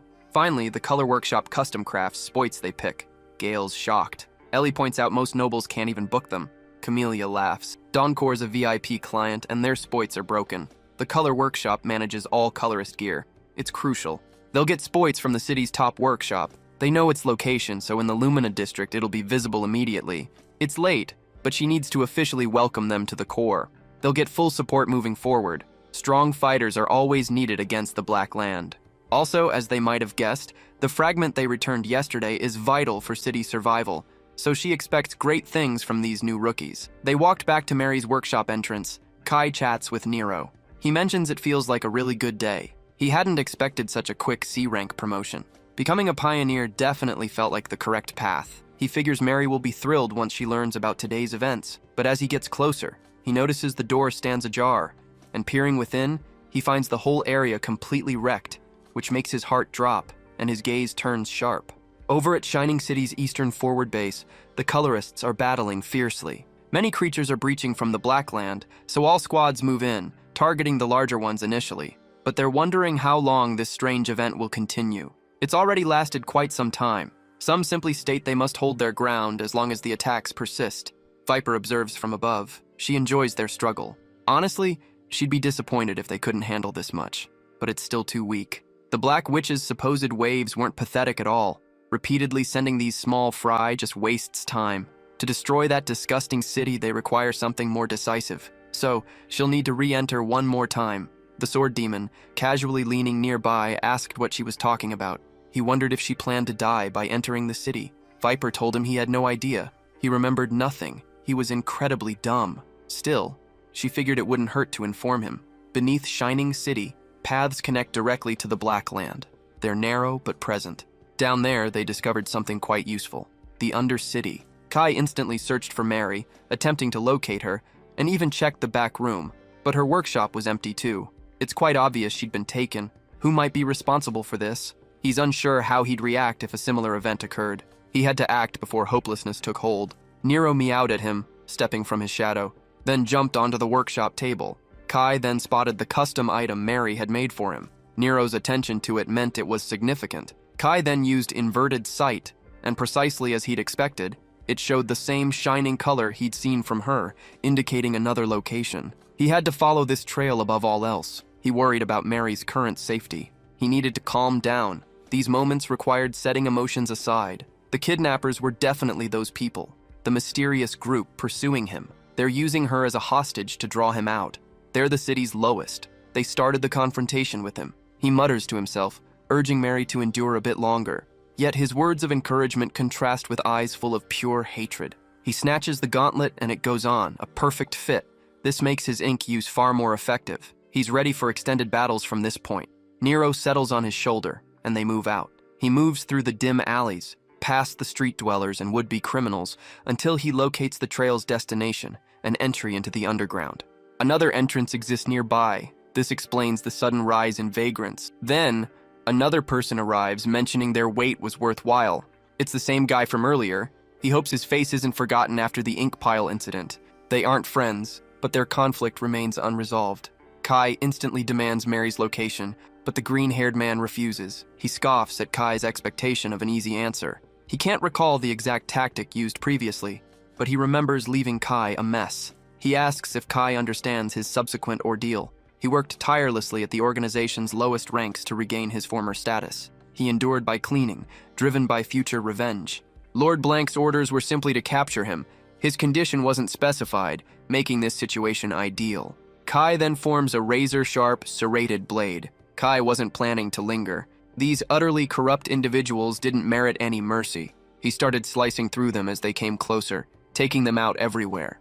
The green-haired guy grabbed Juan's spoit to attempt an attack, but Kai easily countered the move, then pinned the green-haired guy to the floor. The situation was way different compared to last time. Honestly, he doesn't enjoy harming people, but those who kidnap innocents are another matter entirely. There was no reason to hold back. Some of them might end up crippled for life or never walk again, but they brought it all on themselves. They should feel lucky he let them survive. They even called themselves pioneers. Doing such awful things and using that title was truly disgusting. People like them didn't deserve the light's blessing. He then drains the color from him, pulling the man along, needing a guide for the journey below. After that, he leaps downward, straight into a location he believed he'd never revisit, the Undercity. While heading toward the Undercity, Kai shoves the man, now drained of color, telling him to hurry and avoid any foolish actions. The man questioned if Kai believed he could challenge Zed and escape unpunished. He claimed Kai couldn't accomplish anything alone, stating he had just sealed his own fate. Kai seized his throat, observing that the man enjoyed speaking freely, but still failed to grasp his situation. The man needed to be silent and lead the way, or Kai would end him and leave him there. If Mary got even one scratch, the man would have the worst day ever. Their walk continued, and Kai saw no changes, not even minor ones. The Undercity felt like a lamp's shadow. Luminous light never touched this place. It naturally became a gang's nest. No laws existed here. The Colorless survived using underground mines, their only escape when they had nowhere else. He first met Mary in this exact spot. The man couldn't believe this kid, but it didn't matter. He figured the kid could do whatever. His only job was to get him to the base. He's walking right into his own trap. This spot would definitely be his grave. Just as expected, while he kept leading, he suddenly stopped. Then a group of individuals shows up. One person mentions they waited ages, saying they probably grew roots. Everyone stares, shocked by his black ink, calling him a lump of ore. Their boss steps up, happy he arrived, and the guy instantly drops to his knees, telling the boss he brought him as instructed. But the boss notices he's colorless once more. The boss reminds him a colorless person is useless. The man apologizes, saying it was uncontrollable, but the boss points out the chance is gone. His worth ends now. He decapitates him, not wanting to waste time on trash, and Kai seems completely unfazed. He's probably seen this before. Kai also observes the boss hasn't changed. He's just like always. Kai's presence now required an answer. Where was Mary? The man was astonished Kai ignored the situation. Kai needed to consider who held control. Had Kai cooperated initially, this would be finished. Kai's resistance complicated Mary's discovery. Though seemingly useless, these guys weren't harmless. Mary's current fate remained unknown. Kai's face darkened, and he announced his intent to flatten the entire location. Black ink appeared in his hand, and he formed a crushing fist. He leaped high into the air, then crashed roughly down, making the ground tremble. Another person approached a different boss, noting a problem. The black ink user they pursued was raging, and the boss needed to come himself. The other boss told his men to stop idling and buy time until he arrived. But it's obvious they're losing. He's just hitting everyone, knocking them out cold. This guy is some kind of monster. Suddenly, the other boss arrives, asking what they're doing. The first boss welcomes the branch leader, who asked about the noise, yet they couldn't even get one guy. Zed's reputation as Undercity rulers is totally ruined. They're all useless. Kai can tell this guy's super strong just by looking. The boss warns he's gone too far. He should know their branch leader was an A-rank pioneer. No matter his skill, he can't beat a veteran. He should have listened to their courtesy. The branch leader intervenes. The branch leader aims a punch at Kai, but Kai evades, and Kai then lands many blows, which seem to have no effect. Yet the branch leader shows admiration. He considers it quite good, but now he desires to gauge Kai's resilience to a strike. The branch leader delivers a crushing blow, which sends Kai hurtling into a structure, yet Kai appears completely fine. The branch leader attempts another strike, but Kai deftly evades, then unleashes an ink wave blast, which makes the branch leader feel like every bit of color is being stripped away from his body. Then he rushes forward, bursting with strength and forcing Kai back, since he couldn't stand that ability. That vile color and those strange skills fit together far too well. He has no clue what other secrets are hidden, but now he seems forced to go all out. Handling this power is tougher than expected. Then again, he hasn't used it in years. Kai stares at him with open disgust. This still isn't enough. The way he normally fights won't work now. He has to become far more precise, hit harder, and use weapons capable of surviving that armor. Without warning, he releases a massive tide of black ink, along with his bloodlust.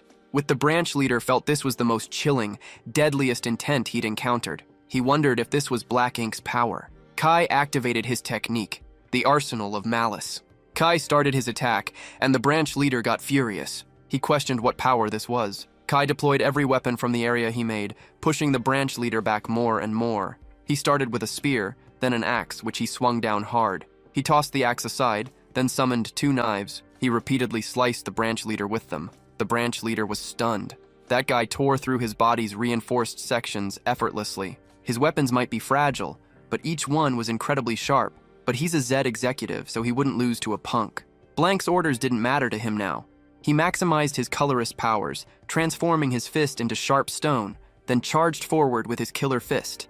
The attack moved incredibly fast and Kai couldn't dodge it in time. It ripped through several buildings before finally stopping. The vice leader stared down at Kai, utterly shocked, who was totally unharmed after blocking the hit. Actually, Kai didn't simply stop it, he started absorbing it completely. The branch leader then realized creating weapons wasn't his sole skill. How many abilities did this guy possess? He figured if he could use his color once more, things would be okay. But then, his sight abruptly became partially obscured because some of the ink stuck to his face and fully entered his eye. This let Kai leap in and land an uppercut, which sent the branch leader to the ground. He felt his strength completely drained, realizing such a hit shouldn't have dropped him. He understands this situation. That was poison, right? Kai posed a question. What if that were true? He shouldn't pity him during a battle. He's unable to resist the draining effect now. The vice leader lost all his vitality, while the hooligan leader just stared, stunned, trembling as the branch leader fell. He's truly a monster. Once Kai finishes his task, he then confronts the hooligan leader.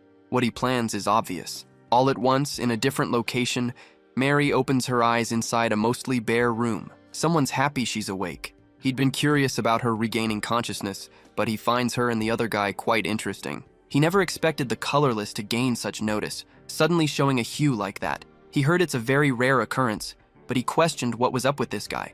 It seemed he'd suddenly gained confidence or something. The person he knew before never showed such humanity initially. After hearing this and recognizing the voice, Mary immediately identifies the speaker. It's the same person from earlier, Blank. Blank feels pleased she still recalls him. He affirmed that. A considerable time had passed. Mary feels surprised. She thought he had died. Blank then laughs, because he was nearby when it all collapsed. He truly believed he would be crushed, but his luck held, and he survived. He never expected them to meet again this way. Life truly is unpredictable. It brings back many memories. He recalls every detail. Each one was very important to him. They were his initial test subjects.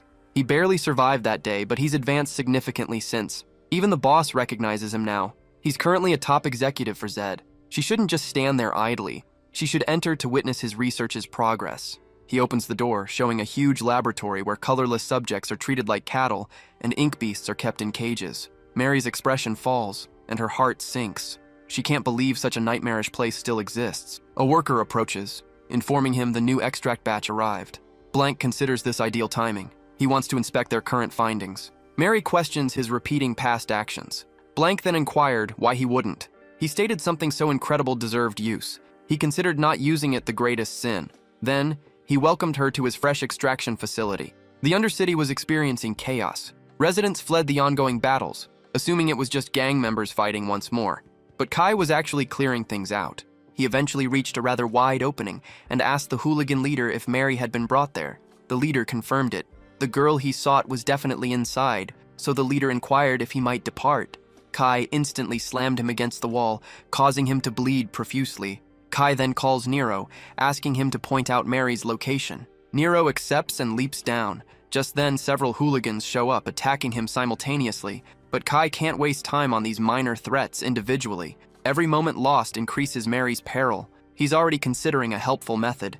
He mimics the branch leader's precise move, aiming to clear the building instantly. Predictably, he bursts past the hooligans and right through the walls. No one could halt his progress. Mary declared Blank was crazy. She wondered what his problem was and why he continued acting this way. Blank can't understand her sudden distress. No need for tension. He just feels thankful for everyone.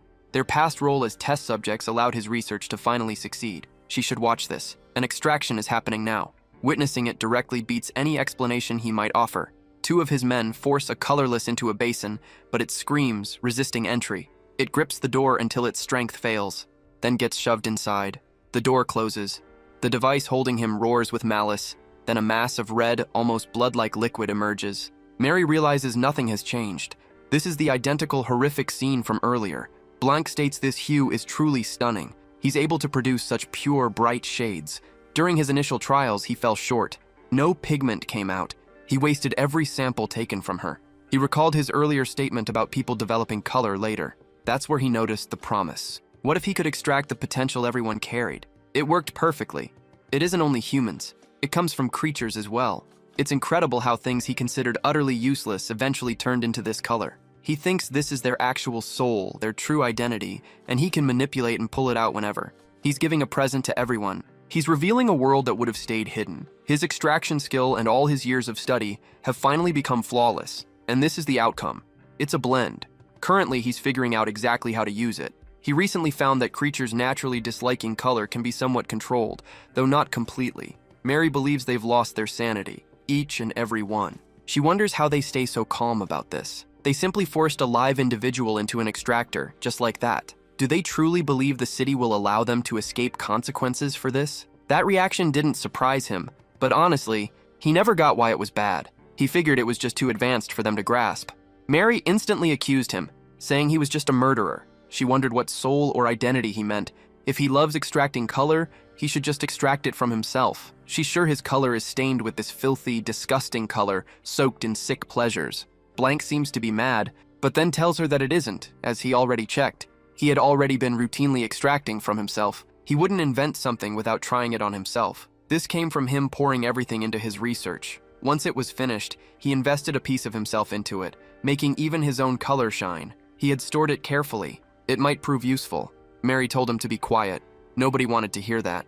Blank apologized. He admitted getting carried away. He had one more thing to say. He heard Kai arrived in the Undercity. Bringing her here was the plan to lure him. Kai always followed her, even before. Kidnapping her would make him come. It was the perfect bait. His men should be capturing him now. Even with black power, fighting so many alone would be hard. He ordered his men to remove her. They would meet again once Kai arrived. Meanwhile, he needed to prepare for his guests, since a special banquet was coming soon. Suddenly, however, the whole facility started shaking, and from above, something crashes through, and the whole ceiling caves in. Mary instantly recognizes the intruder. It turns out to be Kai. Later on, the counselor, Camellia, and another individual got a report. Kai had gone to the Undercity and was now fighting the Zed. An agent's report from below said he was systematically attacking their outposts to save his captured friend. The counselor questioned Camellia about this insanity, reminding her she'd vouched for trust. Camellia clarified they reacted quickly, sending observers to monitor Kai. She wasn't idle. Plus, he's aware of the unusual events. Most combat forces are at the borders. Getting backup from other pioneer units is already tough. They're barely finding resources to protect the city and stay alive. The counselor inquired about Red's location. Camellia clarified that the Collector and Jester showed up at a different fortress, requiring Red to intercept them. The counselor suspected the Black Hands were behind this anomaly, but first they'd dispatch a peacekeeping unit to ensure his safety. An older colorist, however, advised against rushing. Deploying troops too quickly might be a mistake. It could needlessly antagonize many gangs, escalating the situation even more. There might be traitors they'll need to remove eventually, but their strength is considerable. Many are former pioneers. If this event ignites a full-scale conflict, the city will fall into disarray. Also, he still doesn't trust Black Ink Boy. He's only been observing and tolerating things because the council outvoted him, but Black Ink Boy causing such a huge mess means his initial judgment wasn't completely wrong. Just imagining the disaster his color could bring to this city is terrifying. Maybe they should use this chance to eliminate that dangerous person.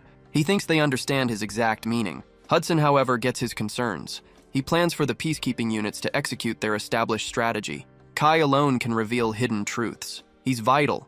They have to protect him at all costs. Luminous also sees huge potential in him, wanting to back the future he'll create. He'll take full responsibility, personally managing the situation. The old man sits quietly for a moment, then mentions he once respected him. He rose to counselor with a common color, but the old man never thought he'd be so illogically logical. Hudson apologizes, saying he'll try to meet those high expectations next time. Camellia tells him he's overthinking it. She eased his burden somewhat. Red's team members joined the peacekeeping forces. He knew their fighting skills were proven from the first expedition. That should lessen his worries. The counselor sighed, telling them to deploy. They needed to handle things cleanly, protect the city from harm, and ensure a neat cleanup. Blanc stared at Kai, quite astonished and confused, wondering how he bypassed all his guards to reach this spot. Things looked truly grim. Kai couldn't clearly see Mary, only her outline. He had to eliminate them quickly, before any regrouping. He deployed the arsenal of malice, flinging knives everywhere, trapping everyone present, and smashing large vials within the lab. He quickly moves inside, grabbing the two guards attempting to seize Mary immediately. He expressed regret for his delay, and inquired if her weight was extensive. Nero then leaps into her embrace, and Mary mentioned there was no cause for concern, adding she owed him thanks for his assistance. The other colorless immediately withdrew. They saw their opportunity to flee. Blanc considered it truly unfortunate. He'd planned numerous additional tests, but figured he could always locate fresh subjects. Blanc felt immense joy at their reunion. So much time had passed, he was incredibly excited upon learning a color had awakened in him, and that he'd survived with it. Blanc considered him truly unique. Seeing him directly just intensified his curiosity. Blanc eagerly anticipated discovering his full potential. Kai observed him, asking Mary for his identity, noting his familiar appearance. Mary identified him as Blanc, the one who previously exploited them. Kai then realized that Blanc had endured the entire collapse. Blanc found Kai's comment rude, given his presence. However, he decided to end the small talk. Since both had objectives, they needed to begin their experiment, researcher to subject. Blanc tossed 2 color vials onto the ground, which made Kai question their purpose, and Mary warned him to be careful, explaining they attracted monsters. Blanc affirmed this, stating he preferred not to get involved directly, so these creatures might not defeat him, but they could exhaust his energy. The gate opens for him, and they're released. But Kai instantly moves forward, and begins tearing through the creatures. Even with so many present, Blanc retrieves a dropped ink dagger, and observes that wasting such valuable test subjects isn't wise. He thinks color power typically diminishes with use, but if he manages it, the outcome will differ. He performs extraction, acquiring the black ink. The ink is now his. He's eager to discover how this darkness compares to other colors, and this quantity should prove sufficient. Plus, he's also curious about Kai's abilities. Mary observes Kai's struggle and realizes things look grim. Usually, he'd instantly eliminate these foes, but he's struggling to keep pace. He depleted so much color reaching this spot. He'll exhaust himself to death at this pace. Absorbing pigments from other monsters would revive him instantly. She needs to discover a method to assist him. Then, she spots the combined ink covering the floor. It's from those vials shattering. She also notices something else, a type of generator. She adjusts it for a moment, then plugs it back in and restores the power supply. She warns Kai against touching the floor. She places the prongs on the floor. It's quite a shock. The Beast Army shows she's pretty useful in combat. Blanc feels a bit down, since his creations got destroyed. Right after this, Kai quickly places his hand on the floor and starts taking in the beast's power, refilling his energy supply. Blanc gets surprised. He realizes this is Black's power. Up close, it seems crazier than he thought. Creatures are now just sustenance for him. This endless appetite, consuming all without thought, represents the ideal he's always sought. He desires Kai's arm, or perhaps a finger, even a small piece. He needs Kai to share it. He aims to fully analyze this pure color. Kai rushes forward and questions if his talking was finished. Blanc simply deflects the blow using his robotic arm, remarking, "It's unfortunate." He understands research involves obstacles, though. Engaging in direct combat himself isn't an option. His extraction ability isn't suited for that. So he arrived ready. He retrieves 2 additional vials and inserts them into his gauntlet, letting him utilize those specific colors. He realizes they share many similarities. His desire for others' colors and claiming them mirrors his own. He ought to acknowledge it now. He deploys his green hue, unleashing an attack Kai blocks, and their battle goes on until Blanc's assaults rock the whole place. He urges Kai to hear him out, despite their current fight, suggesting they might collaborate. He asks if Kai wants to join him, certain that with his help, Kai would value his studies. He questions if Kai desires to see color's true beauty, its core essence. Their combined absorption and extraction powers could unlock ultimate truth, the strength he's always imagined. He notes Kai can access people's colors in their purest state, unlike him. He charges forward, demanding Kai surrender his power, and likely hits Kai, as Kai firmly plants his feet. He naturally takes the hit. He uses that impact as leverage, then winds up a punch and shoves Blanc into the wall, which makes him cough blood. Blanc admits he didn't expect that. He thinks Kai's incredible. He never imagined anyone could absorb color mid-fight so easily. Even though their abilities are similar, the difference is huge. He realizes he'll have to use this. Blanc then pulls out a black vial he had from his dagger and injects it into his arm. Kai wonders what Blanc's trying to do, thinking he might be tired of living. Blanc disagrees, saying he's just gathering data for his research. Anyway, this item was created for him from the start. The possibility of death doesn't deter him. It only adds to the excitement. His body absorbs the black ink, and he appears capable of managing this power. Yet, a mere color fragment holds immense power. His fist and right eye completely change to black ink. He finds this magnificent. He needs to be careful. He's becoming more battle-hungry. So, their fists start colliding, and Blanc remarked it was unbelievable. Once he attempted it, everything instantly clarified. He understood his color's nature. He urged reconsideration, asking if he truly refused to collaborate. Such a meeting, he claimed, was destiny. Kai told him to quit the nonsense, stating they weren't alike. Blanc laughs, saying they share much. Or maybe Mary is why he's refusing. He never had his own identity, just absorbed others' colors everywhere he went. Blanc sees through him. That emptiness is his real identity. He clarifies he's not criticizing at all. He actually thinks he's honest. All this time, seeing so many colors, he's only envied them, craved them, wanting them for himself, right? His current look and color came from that, didn't they? Ultimately, he's also just acting for his own goals. At least that's Blanc's view. He truly doesn't get why Kai tries so hard to pretend to be human. But he'll play along since Kai is one of the few who can accept his true self. Something in Kai does break the facade he's maintained until now, but Mary just throws a wrench at his head and tells him to stop the nonsense. She asks who he thinks he is. He came here talking like he knows everything about Kai. At best, he barely saw him as a child. Does he think he's like him? Has he gone crazy? How dare he compare trash like him to someone who sees human life as disposable tools? Kai isn't copying anyone. He tries so hard because he wants to change himself. She can't even imagine what he endured. He might be a bit different, sure, but he's just like any other ordinary human. Who does he think he is? He shouldn't dare look down on him, as he's filth and a psychopath. Mary gets a glance from Kai, and a faint grin appears on his face. He then releases a surge of energy. Blanc is shocked this strength extends more. Kai expresses gratitude to Mary. Then he attacks with an incredible blow which nearly demolishes Blanc's hand, since his form can't contain that force now. Kai then gets to advance for a colossal last hit that shatters the ground and finishes the battle. Mary checks on Kai's injury status. He tells her he's okay. Mary figures Blanc won't recover.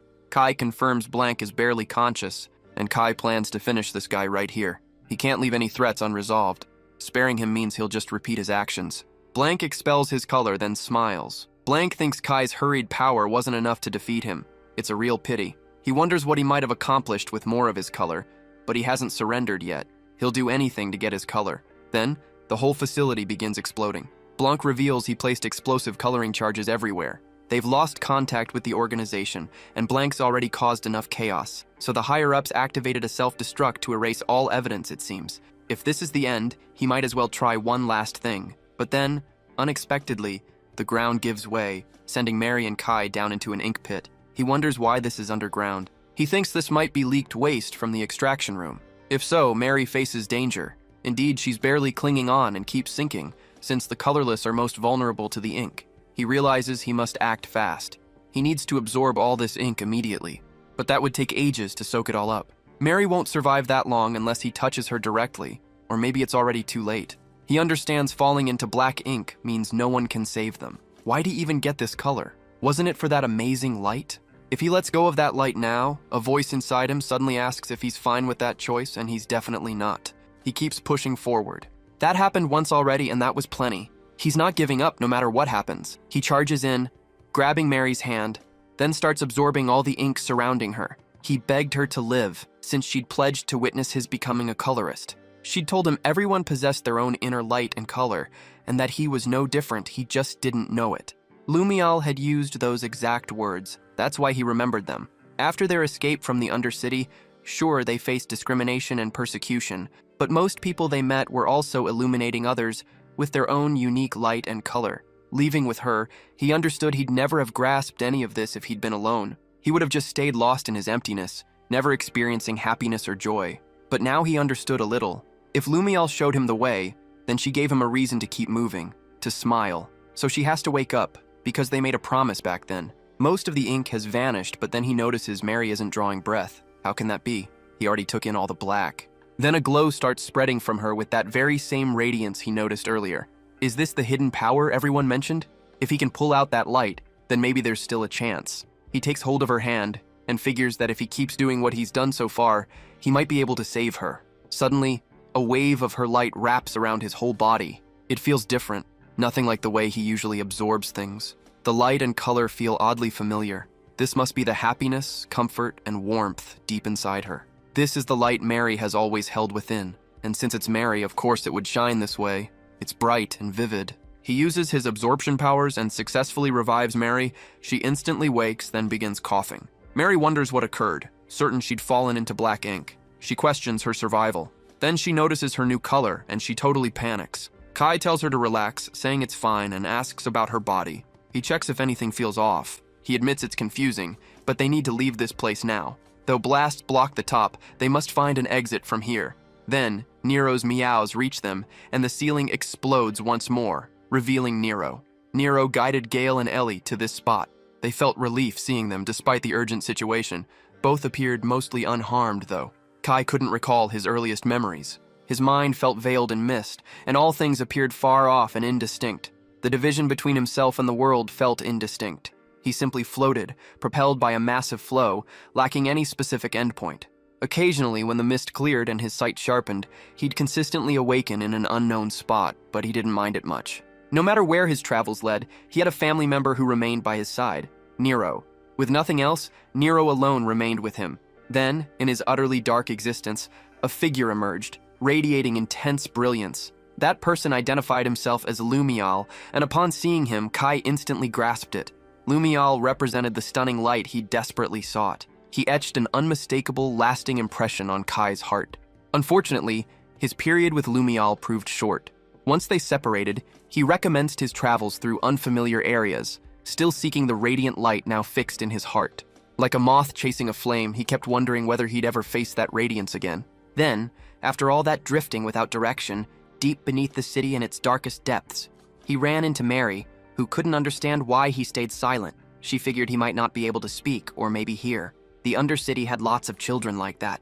Even so, rain was falling that day, and she warned him not to let that water touch his skin. A ceiling pipe had ruptured, leaving traces of ink in the dripping water. She said it wasn't good for him. While trying to figure out how he ended up there, she spotted Nero and wondered why he was roaming around with a creature like that. Then she decided it was harmless since it was a small one. As she guided him somewhere hidden from the guards showed up anyway, and they were quite upset since she left the zone without authorization. Did she require another punishment like before to understand? He had not seen the child with her. Was this a new subject for testing? This worked out well, as they needed more material lately. So they pulled them back to Blanc, who was quite irritated, letting valuable specimens roam freely. What kind of oversight was this? The guards apologized, and Blanc observed Mary, happy to see her, but she truly didn't know when to quit. Even if they were valuable specimens, his tolerance had a limit. If they continued this, only they would suffer, right? So why bother? Kai understood that on the surface, the location appeared to be a regular orphanage, but it was actually a detention camp for children. There were sham facilities that clearly took advantage of the city's poverty aid policies, concealed in the Undercity's shadows. Children from the back alleys were abundant, and their use as cheap labor was seen as normal and expected underground. The true aim here wasn't work, but experiments. Guards were strict, and leaving meant a body bag. Mary didn't plan on dying in this kind of spot. Way before his arrival, she'd already tried escaping with other children. Even after many failures, she wouldn't quit. Her strong determination gave other kids hope, and she was the strongest support for everyone wanting out. In 3 days, patrol shifts would create an opening, and they could pass through. She expressed gratitude, since his help meant they'd all escape together. He figured that's when he began to align with her. She also informed the other kids, but told them to stay quiet. That night marked their final evening in this location. After escaping, she mentioned her plan to head to Shining City. There, she'd learn a trade and open her own workshop. Shining City offers work even for the colorless. They'd need to stay near the outer walls until citizenship, but that's still way better than their current spot. She then asked what he planned to do after they escaped. Kai replied with a single word: colorist. He'd met a colorist previously, so he wanted to try becoming one himself. That was his first time expressing his own desire, but he also understood it was ultimately impossible. He'd repeatedly heard about the powerlessness and fragility of the colorless. Every adult kept reinforcing that. He'd simply followed a beautiful light and ended up here, nothing more. Now that he's actually in this spot, he doesn't know what to do or where to head. Even with everyone excited about leaving tomorrow, he couldn't grasp their happiness. He was just different from everyone else. Mary simply smiled. She then inquired if he knew colorless individuals could show color later. Lumial, the previous Luminous, also had no color, yet his light surpassed all others. She was convinced every person held their unique inner light and color. He mirrored them. He wasn't unable to sense it. He simply hadn't realized it. She'd assist him, step by step. A colorless identity sounded awesome too. He should try it. He hadn't even started, so quitting now would bring real regret later. Just attempting it meant a lot, and failure didn't mean it was over, so he should just do what he wanted. He needed to keep his head up too. If he always looked like that, he wouldn't feel motivated. However, while they were full of hope that night, harsh reality denied them a better tomorrow. Children were easily captured and subjected to extractions. Their desperate struggle was just a useless flail against the inevitable. One guard, seeing Mary so determined in resisting, a pipe then hit her head. To keep her from moving, even though she was weak and bleeding, she still looked at Kai and told him to run. At that moment, Kai felt something surge inside him, and he knew exactly what it was: anger. Then he also got hit on the head. But the other guards wondered why they had to get rid of these kids anyway. They questioned if they could even do this without Blank's permission. Another guard didn't care. They were just following orders from higher-ups. He'd heard this lab's existence was almost exposed. While they argued about their terrible job, Kai slowly got up and showed his true power. This is what caused the collapse back then. Kai wasn't sure what he'd done. He awoke to find Mary and Nero above him. He questioned what occurred, but she had no answers. She'd just woken up herself. A massive blast likely happened. When she regained consciousness, the scene was already set. It seemed only they survived. Mary felt deep sorrow. They had all been good children, but Kai noticed others approaching, so they needed to leave immediately. Remaining meant they'd be imprisoned once more. Mary dried her eyes and stated they must reach the surface. Survival below was no longer possible, and they ought to make a vow. Above ground, happiness awaited them for sure. She felt certain the younger children who'd gone before them desired this outcome. Mary and Kai climbed from the hole, Gale's size. They just showed him the Undercity's absolute bottom, a place he never thought he'd visit. So he asked them to explain what was happening. Mary was colorless before, but now she had color. With Kai around, nothing surprised him anymore. Ellie went to Mary, realizing she'd awakened like Kai, with such vivid color. Even among the 3 great houses, this level of saturation was rare. Nobles couldn't compare. It was truly beautiful. Kai knew they had no time for this. They were in a gang hideout, and the remnants could storm in at any moment. It was dangerous, so they needed to move. The others were confused. Gale asked what was up with him. Even his eyes looked different. Before they could ask more, Mary waved them off, saying they should save the detailed talk for later. Ellie agreed, since there was no need to rush anything, because every troublesome piece of trash was already dealt with. Mary can't believe they handled that many enemies by themselves, and Gale snorts once more. He had no choice but to push forward fast. Getting here cost him a huge amount of color, so they owed him thanks. Blasts sealed off the routes, gang members kept pouring in, and to make matters worse, their gear turned out to be cheap, mass-produced spoits again. Even then, they stay alert. Someone could still be waiting to jump them while Mary follows behind. A guard who had been faking sleep suddenly opens his eyes. There was no way he was letting them walk away after what they did to him. No matter what, returning like this meant losing a hand or two at best. He figured he should drag at least one of them down with him. He lunges forward with Mary as his target, and the others move at once with Kai prepared to finish him off. Mary, however, throws a soft punch. This sends a hooligan crashing into a wall nearby. She's surprised by her own strength. Could this be the color's power? She'd only swung her arm gently. Then, unexpectedly, many footsteps become audible, and it's the peacekeepers arriving. They start their usual routine, telling everyone to drop weapons and surrender, but then notice only the pioneers they'd been briefed on are present. They're happy everyone got out safely and thank them for their help. Ellie mentions they just did what was necessary. The peacekeeper notes they heard they rushed ahead, but they'd sorted everything out before the peacekeepers could intervene. Just like pioneers, they'd completed everything. It's a bit embarrassing. The Shade organization won't be active for a while after this. They've captured many members, so just let them handle it. They'll handle the entire cleanup. Mary thinks they need to go up. She feels like she's been stuck down here too long. Despite that, she feels oddly refreshed since things ended well. The others couldn't hold back their questions, so they started asking. Ellie observed he wasn't acting like himself. She wondered if something occurred. Kai looked down at his hand, then placed it on his face. He'd forgotten. That probably made everyone uneasy. He apologized for their concern, then put his mask on.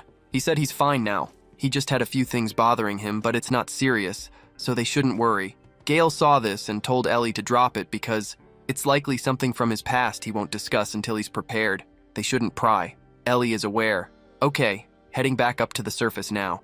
Blank, somehow still alive, starts his slow walk through the Undercity. He figures pure luck saved him, but his state is terrible. Death might claim him now. This journey ends here for him. He hoped to witness Kai's real nature eventually, but that won't happen, sadly. Then, a noise reaches him with someone approaching. It's Viper, and she says hello. She recalls their previous arrangement, wondering how to interpret this scenario. Viper made an effort to enter the Undercity, but her contact wasn't there. She located him eventually, but he seemed near death. He needed to deliver an item, but his condition made that difficult. Viper saw he was still alive, but this situation was troublesome. She truly disliked using this on people, but it was unavoidable. Even her small amount of poison could function as medicine, depending on its application. Sometime later, Viper returned, and her sister instantly hugged her, wanting to know why she'd been left. Her sister declared she'd join her next time. Viper recalled her sister's claim of being fine alone. She then wondered how anyone could remain calm when such things occurred the moment attention shifted. The swordsman was also aware of her delay. He wanted to know if she had brought it. Viper confirmed it. This was the creature-attracting item she'd mentioned. It had a name like Mixed or something similar. Anyway, she successfully brought in more without issues. Since she assisted, maybe she could get a bigger share of future profits too. Okay, all the preparations are done, so things can start. She leaps onto the huge ink beast, and the swordsman joins her, wondering if this method would truly affect such a massive beast. The Black Witch's will alone controls these destructive creatures. He joined her, interested in her city-clearing strategy, but he worried they might just rampage wildly. Such chaos would put them at a disadvantage. Viper wasn't fond of skepticism. Since the Black Witch was dormant, the creature's controlling power had diminished. This would boost their instincts briefly. He'd witness it firsthand. She empties a small vial onto the creature's snout, and it instantly begins to flail and stir. Viper's prediction was correct. They'd continue moving. This bright city faces total ruin. A crowd gathers near the Undercity's entrance, talking. The gangs cause trouble once more. Peacekeepers are here, or things went too far. A peacekeeper offers thanks. All gang members and defeated pioneers are now under secure escort, so they won't need to worry about future events. Someone suddenly speaks, glad it's over. Camellia mentioned urgency, so he rushed over, but there was nothing to worry about. People show happiness seeing him, even the pedestrians, and Red himself approaches Kai, asking what he'd caused. He's rarely surprised, but this was truly unforeseen. Mary, his friend, changed significantly since their last meeting, and she awakened right after Kai. Too many people are watching them here, so they need to head to headquarters. They return to the Dawn Pioneer Corps, and Camellia feels happy Red delivered something amazing once more. Another awakened person emerged, just like Kai. That's truly amazing.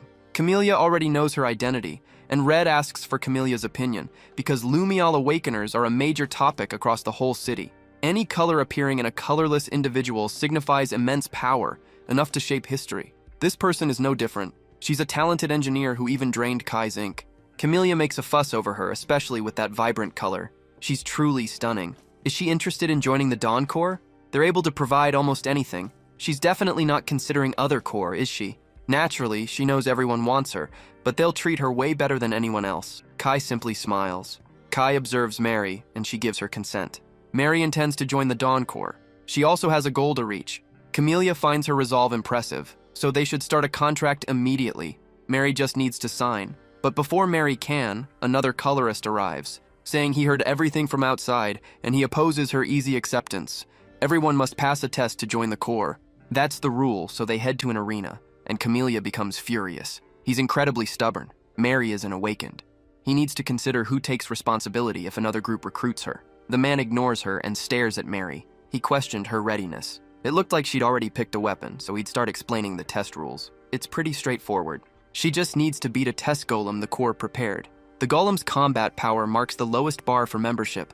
After all, if this is too much for her, she shouldn't even think about entering the Blackland. It's already pretty rare they're testing her without an appointment, but the others need this to accept her. He knows she's an engineer and she's unfamiliar with combat, but if her color's real, then she should pass this test easily. She needs to proudly prove she belongs here.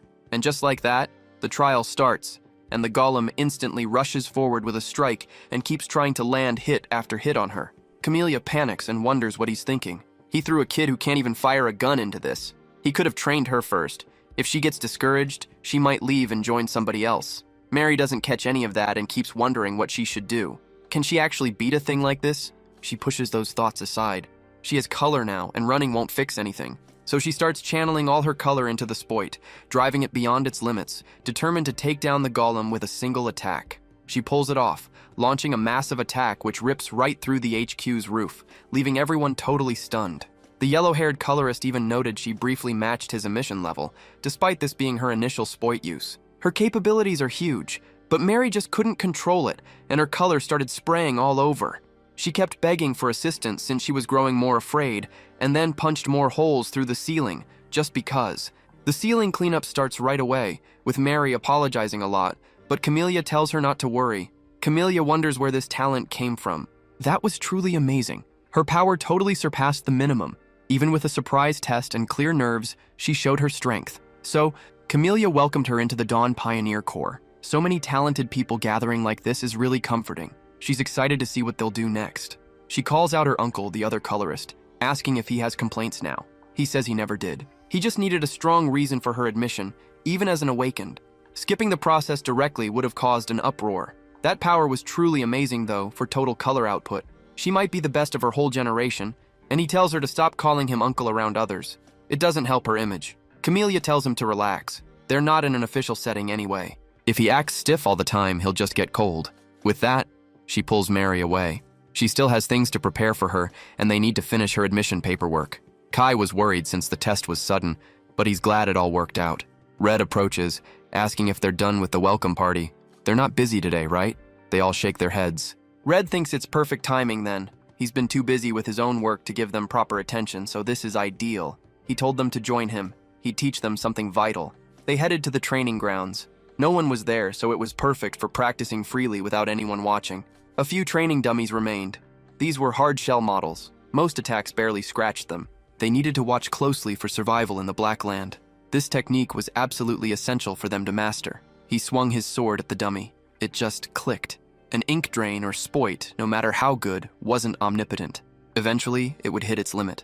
They'd face enemies no attack could pierce, and others that regenerated endlessly. In this situation, they needed to use chroma manifestation, letting his sword become covered in color. Ellie and Gale had seen him use this before he'd used it against that swordsman. Chroma is its name.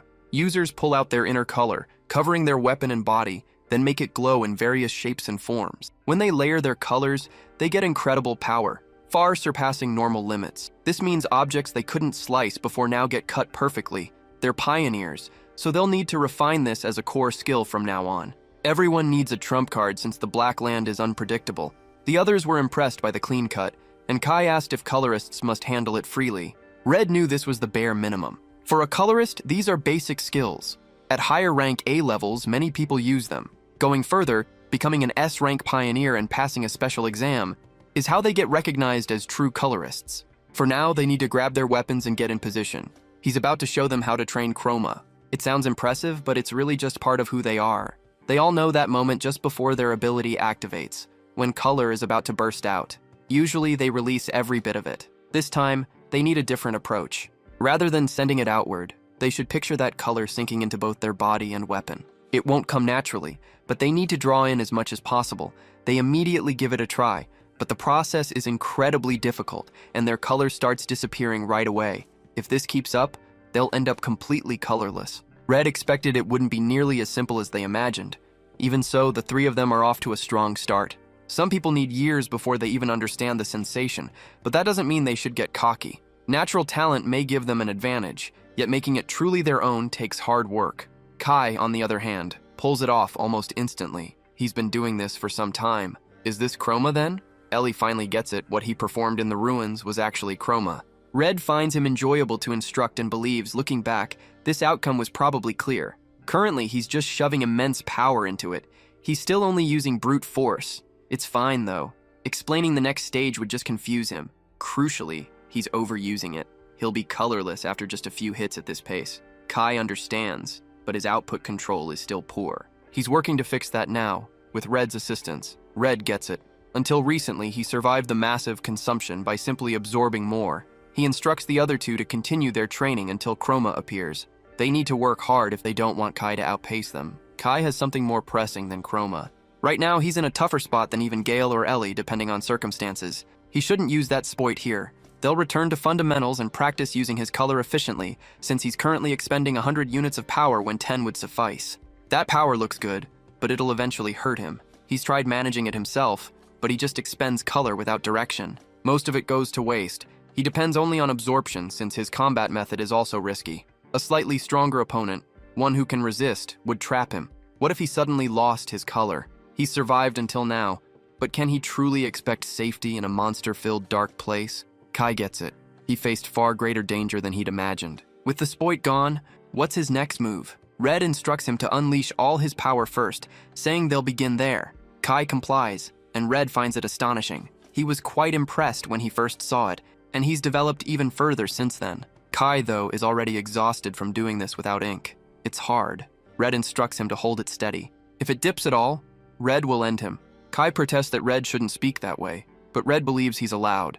That's a letdown. He'd hoped to become a colorist, yet he couldn't handle this. What happened to their earlier resolve? Kai gets angry, instantly declaring he'll keep it stable. Once it finished, everyone was utterly drained, having used up their ink reserves. Kai questions if this is a daily requirement moving forward. He's shocked by its difficulty. He's forgotten how much personal ink he's consumed. Red figures they all put in effort. He guesses that's typical for a first day. It's time to finish things. Everyone instantly starts leaving, assuming it's done, but Red never mentioned releasing them. He also didn't say they were complete. Actual training begins now. To finish, they'll get into some real battle practice, so they should engage him like their survival matters, because eventually, that will truly happen.